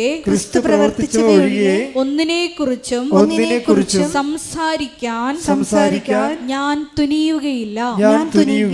അതാണ് അപ്പോസ്തലിക പ്രഭാഷണം എന്ന് പറയണത്. വേറെ ഒന്നിനെക്കുറിച്ചും പറയത്തില്ല. അതായത് സുവിശേഷ കൈമാറ്റത്തിന് ഒരു മീറ്റർ ഉണ്ട്. എന്താ അതിന്റെ മീറ്റർ? എന്താണ്? ഒന്നിന് വായിച്ചേ. വിജാതീയരുടെ അനുസരണം നേടിയെടുക്കേണ്ടതിന് അവന് വിശ്വാസം നേടിയെടുക്കണം. അവൻ വചനത്തെ വിശ്വസിക്കണം, വചനത്തെ അനുസരിക്കണം. അനുസരണം നേടിയെടുക്കണമെങ്കിൽ എന്ത് ചെയ്യണം? വിജാതി അനുസരണം നേടിയെടുക്കാൻ വേണ്ടി ഞാൻ എന്ത് ചെയ്യണം? വായിച്ചോളൂ. വാക്കാലും പ്രവൃത്തിയാലും. വാക്കും പ്രവൃത്തിയും ഉടമ്പടിയാണത്. അടയാളങ്ങളുടെയും അത്ഭുതങ്ങളുടെയും ബലത്താലും പരിശുദ്ധാത്മാവിന്റെ ശക്തിയാലും ഞാൻ വഴി ക്രിസ്തു പ്രവർത്തിച്ചവയൊഴികെ ഒന്നിനെക്കുറിച്ചും സംസാരിക്കാൻ ഞാൻ തുനിയുകയില്ല. അപ്പൊ ഞാൻ വഴി ക്രിസ്തു പ്രവർത്തിച്ച ഇല്ലെങ്കിൽ നിങ്ങൾ ഉടമ്പടിയിലല്ല. ഒരാൾ ഉടമ്പടിയിലാണോ ഇല്ലെന്ന് നമുക്ക് എങ്ങനെ അറിയാൻ പറ്റുമെന്ന് വെച്ചാൽ അവർ വഴി ക്രിസ്തു പ്രവർത്തിക്കണം. എങ്ങനെ ക്രിസ്തു പ്രവർത്തിക്കേണ്ടത് എങ്ങനെയാണ്? ഇപ്പോൾ രാധമ്മയുടെ കാര്യം എടുക്കുക. എന്താണ്? ഈ കുണ്ടളം കാച്ചക്കണ പോലെ വേരിക്കോസ് മൊത്തം കറുത്ത് ഇരിക്കുകയാണ്. രാധ എന്താ പറയണത്? രാധ പോയി ഉടമ്പടി ഉപ്പും ഉടമ്പടി തൈലവും കൊണ്ടുവന്നിട്ട് ഈ കാലിൽ അങ്ങോട്ട് തേച്ച് കൊടുക്കും. 10-12 കൊല്ലമായ വേരിക്കോസാണേ. കാലന്നിട്ട് മരവിച്ചിട്ട് കഴച്ചിട്ട് തലയെ വെച്ചിട്ട് കിടന്ന നിലയും പിടിച്ച് കിടന്ന് ഉറങ്ങണ വ്യക്തിയാണ്. വേറെ ആരുമല്ല അവിടെ ചെന്നിരിക്കണത്. ഇവർ മാത്രം. ഈ പാവപ്പെട്ട ചേച്ചി ഈ ഉടമ്പടി തൈലം ഉപ്പ് എടുത്തിട്ടുണ്ട് അവിടെ കാലെ പെട്ടി കൊടുക്കും. വിശ്വപ്രമാണം ചൊല്ലി 3-ാം ദിവസം ഇത് പുതിയ കാല് പോലെ അങ്ങോട്ട് ഇരിക്കും. ഹല്ലേലൂയ. ഇപ്പം ആരാണ് രാധ വഴി ക്രിസ്തു പ്രവർത്തിക്കാൻ, ക്രിസ്തുവിന് പ്രവർത്തിക്കാൻ ആഗ്രഹമുണ്ട്. എല്ലാവരിലൂടെയും പ്രവർത്തിക്കാൻ ആഗ്രഹമുണ്ട്. എല്ലാവരിലൂടെയും ക്രിസ്തുവിന് അടയാളം നൽകാൻ ആഗ്രഹമുണ്ട്. എല്ലാവരുടെയും ക്രിസ്തുവിന് അത്ഭുതങ്ങൾ നൽകാൻ ആഗ്രഹമുണ്ട്. എല്ലാവരെയും ക്രിസ്തുവിൽ മറ്റുള്ള മനുഷ്യരുടെ വിശ്വാസത്തെ കൊണ്ടുവരാൻ ആഗ്രഹമുണ്ട്. ഈ കുണ്ടളം കാഴ്ച കിടക്കുന്ന സംഭവങ്ങൾ മാറിക്കഴിഞ്ഞപ്പോൾ രാധമ്മയെടുത്ത് വേറെ ഒരു ചെടുത്തി വന്നിട്ടും പറഞ്ഞു, അവർ വേലക്ക് പോണ ജോലിക്ക് പോണ വീട്ടിലെ ചെടുത്തി പറഞ്ഞു, രാധമ്മേ ഒരു സമാധാനമില്ല, ഭയങ്കര പണവും ഭയങ്കര വസ്തുക്കളുള്ള കുടുംബമാണ്.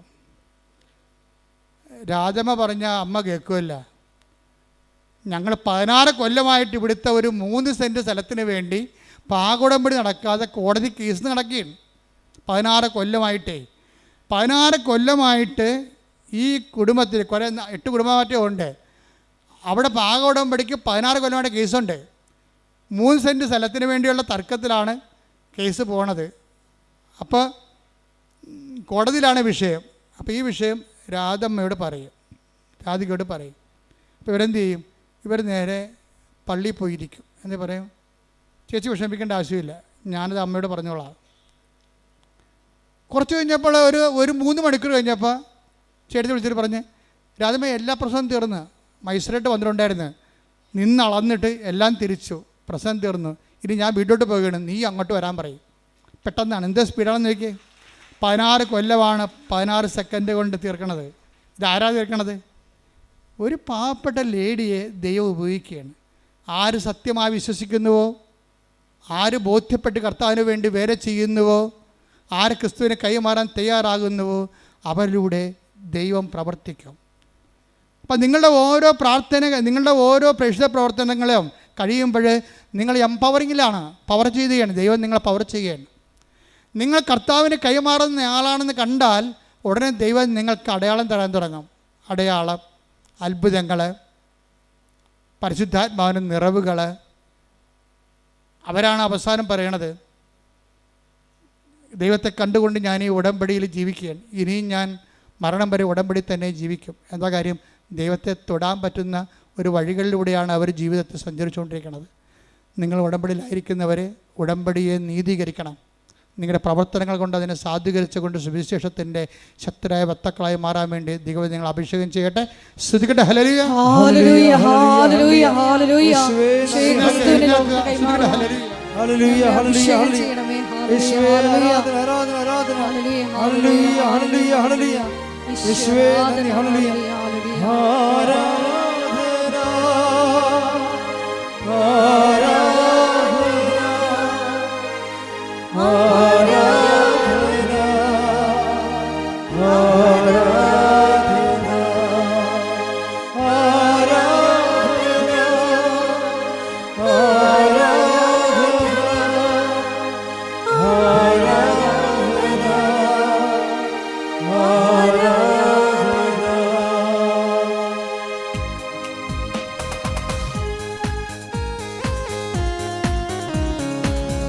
കരങ്ങളടിച്ച് ഈശോയ്ക്ക് നന്ദി പറഞ്ഞുകൊണ്ട് നമുക്ക് പ്രത്യേകം പ്രാർത്ഥിക്കാം. വചനത്താലും അഭിഷേകത്താലും നമ്മളെ ധന്യരാക്കി അവിടുത്തെ സ്നേഹത്തിന്, ദൈവപിതാവിന്റെ സ്നേഹത്തിന് നന്ദി പറയാം. എനിക്കായി കരുതുന്നവൻ, ഭാരങ്ങൾ വഹിക്കുന്നവൻ, എനിക്കായി കരുതുന്നവൻ, ഭാരങ്ങൾ വഹിക്കുന്നവൻ, എന്നെ കൈവിടാത്തവൻ, യേശുവൻ കൂടെയുണ്ട്. എന്നെ കൈവിടാത്തവൻ, യേശുവൻ കൂടെയുണ്ട്. പരീക്ഷ എന്നെ ദൈവം അനുവദിച്ച പരിഹാരമെനിക്കാൻ കരുതിയിട്ടുണ്ട്. പരീക്ഷ എന്നെ ദൈവം അനുവദിച്ച പരിഹാരമെനിക്കാൻ കരുതിയിട്ടുണ്ട്. എന്തിനെന്ന് ചോദിക്കില്ല ഞാൻ, എന്റെ നന്മയ്ക്കായി അറിയുന്നു ഞാൻ. എന്തിനെന്ന് ചോദിക്കില്ല ഞാൻ, എന്റെ നന്മയ്ക്കായി അറിയുന്നു ഞാൻ. എനിക്കായി കരുതുന്നവൻ, ഭാരങ്ങൾ വഹിക്കുന്നവൻ, എന്നെ കൈവിടാത്തവൻ, യേശു യേശുവിൻ കൂടെയുണ്ട്. എന്നെ കൈവിടാത്തവൻ യേശുവിൻ കൂടെയുണ്ട്. സ്തുതിക്കട്ടെ. ഹല്ലേലൂയ ഹല്ലേലൂയ ഹല്ലേലൂയ ഹല്ലേലൂയ. മഹത്വം മഹത്വം. ആരാധന ആരാധന. ഹല്ലേലൂയ ഹല്ലേലൂയ. ആരാധന അത്ഭുതങ്ങളാലും അടയാളങ്ങളാലും നമ്മുടെ വിശ്വാസ സമൂഹത്തിന്റെ വിശ്വാസത്തെ വീണ്ടും വീണ്ടും സ്ഥിരീകരിക്കണമേ എന്ന് പ്രാർത്ഥിക്കുന്നു. ലോകത്തിന്റെ മുമ്പിൽ വെളിച്ചമായി പ്രശോഭിക്കുവാൻ ഞങ്ങളെ തിരഞ്ഞെടുത്ത അഭിഷേകം നിന്റെ സ്വന്തമാക്കി ഞങ്ങളെ മാറ്റണമേ. ഹല്ലേലൂയ ഹല്ലേലൂയ. മഹത്വം മഹത്വം. ആരാധന ആരാധന. ഹല്ലേലൂയ. യേശുവേ നന്ദി. യേശുവേ ആരാധന. മഹത്വം മഹത്വം. ദൈവമെനിക്കനുകൂലം അതു നന്നായി അറിയുന്നു ഞാൻ. ദൈവമെനിക്കനുകൂലം അതു നന്നായി അറിയുന്നു ഞാൻ. ദൈവമനുകൂലമെങ്കിൽ ആരെനിക്കെതിരായി. ദൈവമനുകൂലമെങ്കിൽ ആരെനിക്കെതിരായി. പരീക്ഷ എന്നത് അനുവദിച്ചാൽ പരിഹാരം എനിക്കാൻ കരുതിട്ടുണ്ട്.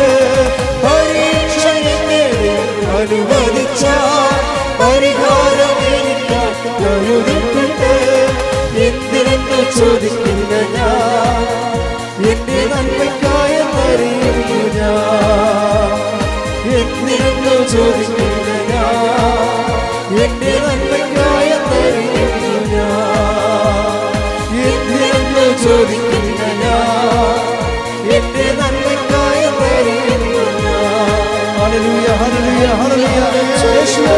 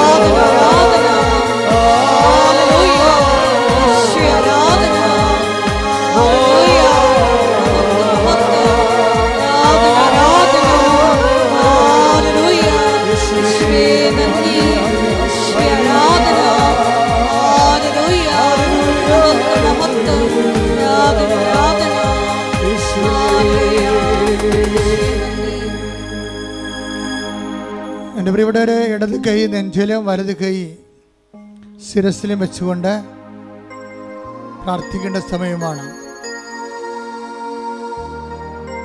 കർത്താവ് അടിപ്പിണ പോലെ വൈദ്യാഘാതം പോലെ ദൈവികമായ ശക്തി ഉച്ച മുതൽ ഉള്ളംകാല് വരെ നിങ്ങളുടെ ആന്തരിക അവയവങ്ങളിലും നിങ്ങളുടെ ബാഹ്യസ്ഥലങ്ങളിലും കർത്താവിൻ്റെ കൃപയാൽ സ്നാനപ്പെടുന്ന വലിയ സമയമാണ്. ശ്രദ്ധിക്കട്ടെ. ഹല്ലേലൂയ ഹല്ലേലൂയ ഹല്ലേലൂയ.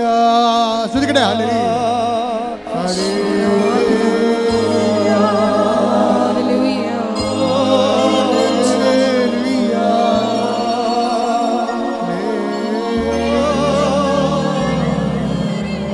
നിന്റെ ഉന്നതമായ നാമത്തിന് സ്വന്തം ചെയ്യുന്നു. കർത്താവേ, നിന്റെ വിശുദ്ധ പൗരോഹിത്യത്തെ മഹത്വപ്പെടുത്തുന്നു. ഹല്ലേലൂയ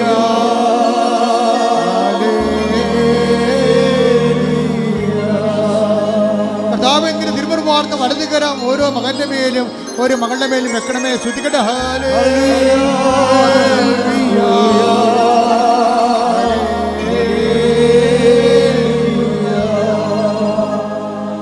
മനുഷ്യന്റെ തലച്ചോറിനെ സ്പർശിക്കണമേ കർത്താവേ. തലച്ചോറ് സിസ്റ്റിനെ സ്പർശിക്കണം കർത്താവേ. തൈറോയിഡിനെ സ്പർശിക്കണം കർത്താവേ. സ്പോണ്ടിലോസിസിനെ സ്പർശിക്കണം കർത്താവേ. തൈറോയിഡിനെ സ്പർശിക്കണമേ കർത്താവേ. ടിപ്പലിനെ സ്പർശിക്കണം കർത്താവേ. നെഞ്ചിനെ സ്പർശിക്കണമേ കർത്താവേ. ശ്വാസകോശങ്ങളെ സ്പർശിക്കണമേ കർത്താവേ. ശ്വാസകോശങ്ങളെ സ്പർശിക്കണം കർത്താവേ. ദൈവത്തിന്റെ ശക്തി, ദൈവത്തിന്റെ ശക്തി, ദൈവത്തിന്റെ കരുണ മക്കളിലേക്ക് ആവശ്യിക്കട്ടെ. യേശു ക്രിസ്തുവിന്റെ നാമത്തിൽ സൗഖ്യം പ്രാപിക്കട്ടെ. ഹല്ലേലൂയ ഹല്ലേലൂയ ഹല്ലേലൂയ.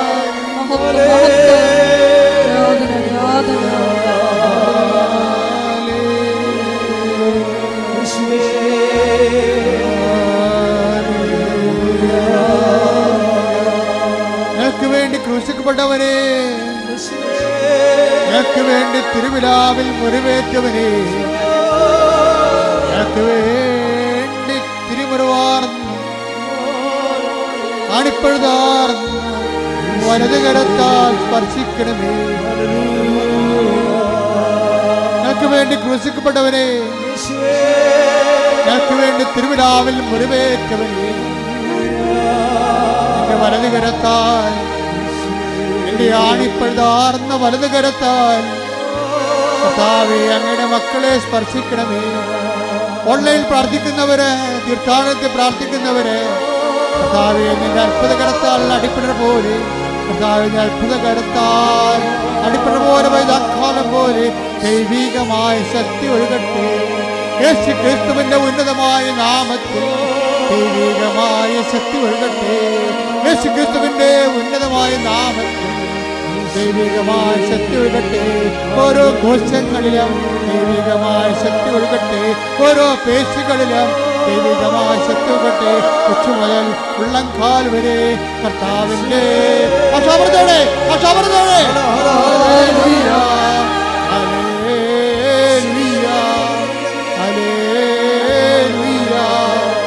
ഞങ്ങൾക്ക് വേണ്ടി ക്രൂശിക്കപ്പെട്ടവരെ, ഞങ്ങൾക്ക് വേണ്ടി തിരുവിലാവിൽ മുറിവേറ്റവരെ, ഞങ്ങൾക്ക് വേണ്ടി മൃത്യുടം ചൂടിയവരെ, ഞങ്ങൾക്ക് വേണ്ടി മൃത്യുടം ചൂടിയവരെ, നിന്റെ മുൾക്കിടത്ത് നൽകുന്ന വിശുദ്ധമായ രക്തം കർത്താവേ, നിന്റെ മുൾക്കിടത്ത് നൽകുന്ന വിശുദ്ധമായ രക്തം കർത്താവേ, കൊച്ചു മുതൽ ഉള്ളംകാൽ വരെ പടരട്ടെ.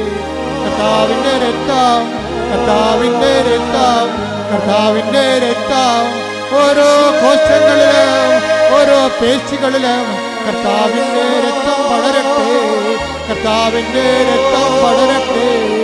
യേശുവിന്റെ ഉന്നതമായ നാമത്തിൽ, ക്രൂശിക്കപ്പെട്ടവന്റെ നാമത്തിൽ, കുരിശേറ്റവന്റെ നാമത്തിൽ, തിരുവിലാവിൽ മുറിവേറ്റവന്റെ നാമത്തിൽ, അടിപ്പിടറേറ്റവന്റെ നാമത്തിൽ, യേശുവിന്റെ ശക്തി, യേശുവിന്റെ ശക്തി, യേശുവിന്റെ ശക്തി ഉച്ചമുതൽ ഉള്ളംകാൽ വരെ എല്ലാ കോശങ്ങളിലും എല്ലാ പേശികളിലും ആന്തരിക അവയവങ്ങളിലും യേശുവിന്റെ നാമത്തിൽ, യേശുവിന്റെ നാമത്തിൽ അപ്പാ സ്വർഗീയപ്പാ, അപ്പാ സ്വർഗീയപ്പാ, അങ്ങേ പുത്രനായ യേശു ക്രിസ്തുവിന്റെ നാമത്തിൽ കൈകൾ നീട്ടുന്നു.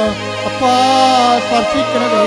യേശുവിന്റെ നാമത്തിൽ സൗഖ്യം നൽകണമേ. യേശുവിന്റെ നാമത്തിൽ എല്ലാ തടസ്സങ്ങളും എല്ലാ ദോഷങ്ങളും എല്ലാ ദുരിതങ്ങളും എല്ലാ കഷ്ടപ്പാടുകളും എല്ലാ വിഷമസന്ധികളും യേശുവിന്റെ നാമത്തിൽ, യേശുവിന്റെ നാമത്തിൽ, യേശുവിന്റെ നാമത്തിൽ മാറാ രോഗങ്ങൾ, യേശുവിന്റെ നാമത്തിൽ മാറാ രോഗങ്ങൾ, യേശുവിന്റെ നാമത്തിൽ, യേശുവിന്റെ നാമത്തിൽ, യേശുവിന്റെ നാമത്തിൽ തീരാ രോഗങ്ങൾ, യേശുവിന്റെ നാമത്തിൽ തീരാ രോഗങ്ങൾ മാറിപ്പോകട്ടെ, മാറിപ്പോകട്ടെ. ശ്രുതികടേ, ശ്രുതികടേ. ഹല്ലേലൂയ, ഹല്ലേലൂയ, ഹല്ലേലൂയ. മഹത്വം, മഹത്വം. ആരാധന, ആരാധന. അത്ഭുതങ്ങളാലും അടയാളങ്ങളാലും അങ്ങയുടെ നാമത്തെ ഈ ആരാധനയിലൂടെ വീണ്ടും വീണ്ടും മഹത്വപ്പെടുത്തണമേ. ഹല്ലേലൂയ, ഹല്ലേലൂയ. മഹത്വം, മഹത്വം. ആരാധന, ഹല്ലേലൂയ. ഉമനീർ ഗ്രന്ഥികള്, ഇടതുവശത്തെ ഉമനീർ ഗ്രന്ഥികള് അത് പഴുത്ത് കറുത്ത നിറമായിരിക്കുന്ന വ്യക്തിയെ, സ്ത്രീയെയാണ് കർത്താവ് സുഖപ്പെടുത്തിക്കൊണ്ടിരിക്കുന്നത്. ഹല്ലേലൂയ, ഹല്ലേലൂയ. യേശുവേ നന്ദി. രോഗസൗഖ്യ സന്ദേശത്തിന് നന്ദി പറയുന്നു.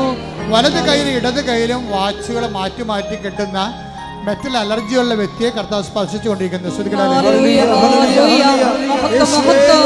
ആരാധന, ആരാധന. ഒരു ചെരുപ്പും പാകമാകുന്നില്ല, ഒരു ചെരുപ്പ് വിടാൻ പറ്റുന്നില്ല. കാലിന് ആണി പോലുള്ള തളർച്ചയുണ്ട്, രോഗങ്ങളുണ്ട്, കാലിന് തളർച്ചയുണ്ട്, അതുപോലെ തന്നെ കാലിൽ ശോഷിക്കുന്ന അവസ്ഥയുണ്ട്. ആ വ്യക്തിയെ കാലുകൾക്ക് വ്രണമുണ്ട്. ആ വ്യക്തികളെ കർത്താവ് സ്പർശിച്ചുകൊണ്ടിരിക്കുന്നു. ഹല്ലേലൂയ, ഹല്ലേലൂയ. മഹത്വം, മഹത്വം. ആരാധന. ഹല്ലേലൂയ. കോശങ്ങളെ ടെസ്റ്റ് ചെയ്യാൻ കൊടുത്ത് ബയോപ്സി കൊടുത്തിരിക്കേണ്ട വ്യക്തികളെ കർത്താവ് കാണിക്കുന്നുണ്ട്. ശരീരത്തിൽ വൈ പോലെ ജംഗ്ഷൻ പതിരിക്കുന്ന സ്ഥലങ്ങളിൽ നിന്ന് ബയോപ്സിക്ക് പോയിട്ടുള്ള വ്യക്തികളെ കർത്താവ് ഈശോമിശിഹായുടെ നാമത്തിൽ സുഖപ്പെടുത്തുന്ന പൂർണ്ണമായി സൗഖ്യപ്പെടുത്തിയിരിക്കുന്നു. ഹല്ലേലൂയ, ഹല്ലേലൂയ, ഹല്ലേലൂയ. രോഗങ്ങളുടെ സൗഖ്യത്തിന് നന്ദി പറയുന്നു. ഹല്ലേലൂയ, വീണ്ടും കർത്താവ് കോശങ്ങളെ തന്നെ കാണിച്ചുകൊണ്ടിരിക്കുന്നത്. ഓരോ കോശങ്ങളെയും ശരീരത്തിൻ്റെ ആന്തരികമായ അവയവങ്ങൾക്കുണ്ടായിരിക്കുന്ന കോശങ്ങളെ, ആ കോശങ്ങൾക്കുണ്ടായിരിക്കുന്ന കോശങ്ങൾ കറുത്ത് വന്നിരിക്കുന്നത്, അത് ഡെഡായിട്ടുള്ള സെൽസുകൾ ഉണ്ടാകുന്നതാണ്. അതിന് ക്യാൻസർ എന്ന മറ്റു രോഗങ്ങൾ എന്ത് വേണമെങ്കിലും പറയാം. പക്ഷെ ആ കർത്താവ് ആ രോഗികളെ സ്പർശിച്ചുകൊണ്ടിരിക്കുന്ന, സൗഖ്യത്തേക്ക് നയിച്ചുകൊണ്ടിരിക്കുന്ന. ശ്രുതിക്കട്ടെ ഹല്ലേലൂയ, ഹല്ലേലൂയ. യേശുവേ നന്ദി, ആരാധന. ഞങ്ങളുടെ അവിടുത്തെ സാന്നിധ്യത്തിന് നന്ദി പറയുന്നു. മുട്ടേ നിൽക്കുക. സമാപന ആശീർവാദ സമയമാണ്. ദൈവമാതാവിന്റെ മധ്യസ്ഥയിലെ ദിവ്യാരണി സന്നിധിയിൽ സമർപ്പിച്ച് കിട്ടിയ എല്ലാ രോഗസൗഖ്യങ്ങൾക്കും നന്ദി പറഞ്ഞുകൊണ്ട് നമുക്കൊരു നിമിഷം ദിവ്യാരണി സന്നിധിയിലായിരിക്കാം. ഞാനല്ലാതെ മറ്റൊരു ദൈവം ഉണ്ടാകരുതെന്ന് വലിയ വചന വെളിപാട് നൽകിയതിന് നന്ദി പറയുന്നു. ഈശോയെ, ഏത് ജീവിത സാഹചര്യങ്ങളിലും ക്ലേശ സമയങ്ങളിലും നീയാണ് കർത്താവ് എന്ന് ഉറക്കെ പ്രഖ്യാപിച്ച് ജീവിത സാക്ഷ്യം നൽകുവാൻ ഈ ആരാധനയിലൂടെ ഞങ്ങളെ തിരഞ്ഞെടുത്ത് അഭിഷേകം ചെയ്യണമേ എന്ന് ഒരു നിമിഷം ഞങ്ങൾ പ്രാർത്ഥിക്കുന്നു.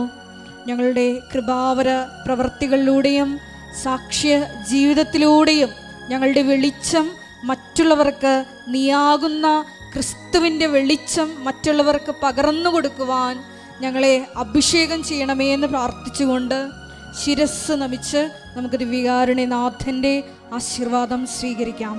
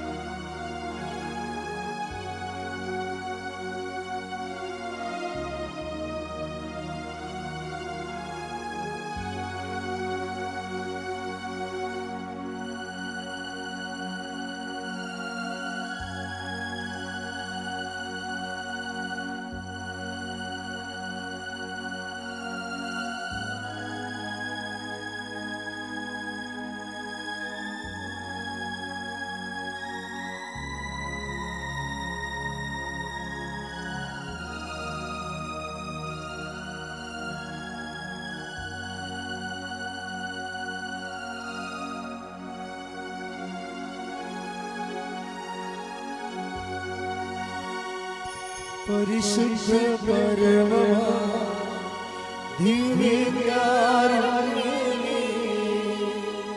എന്നും അങ്ങേക്ക് ആരാധന. പരിശുദ്ധ പരമ ദിവ്യകാരുണ്യമേ, എന്നും അങ്ങേക്ക് പരിശുദ്ധ പരമ ദിവ്യകാരുണ്യമേ, എന്നും അങ്ങേക്ക് ആരാധന.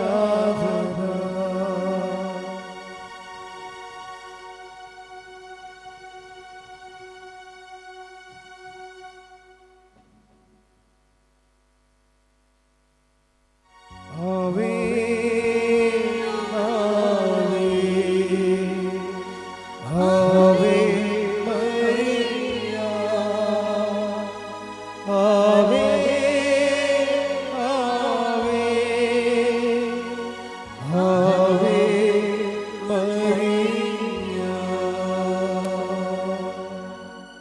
ഒക്ടോബർ 26-ാം തീയതിയാണ് ജപമാല റാലി.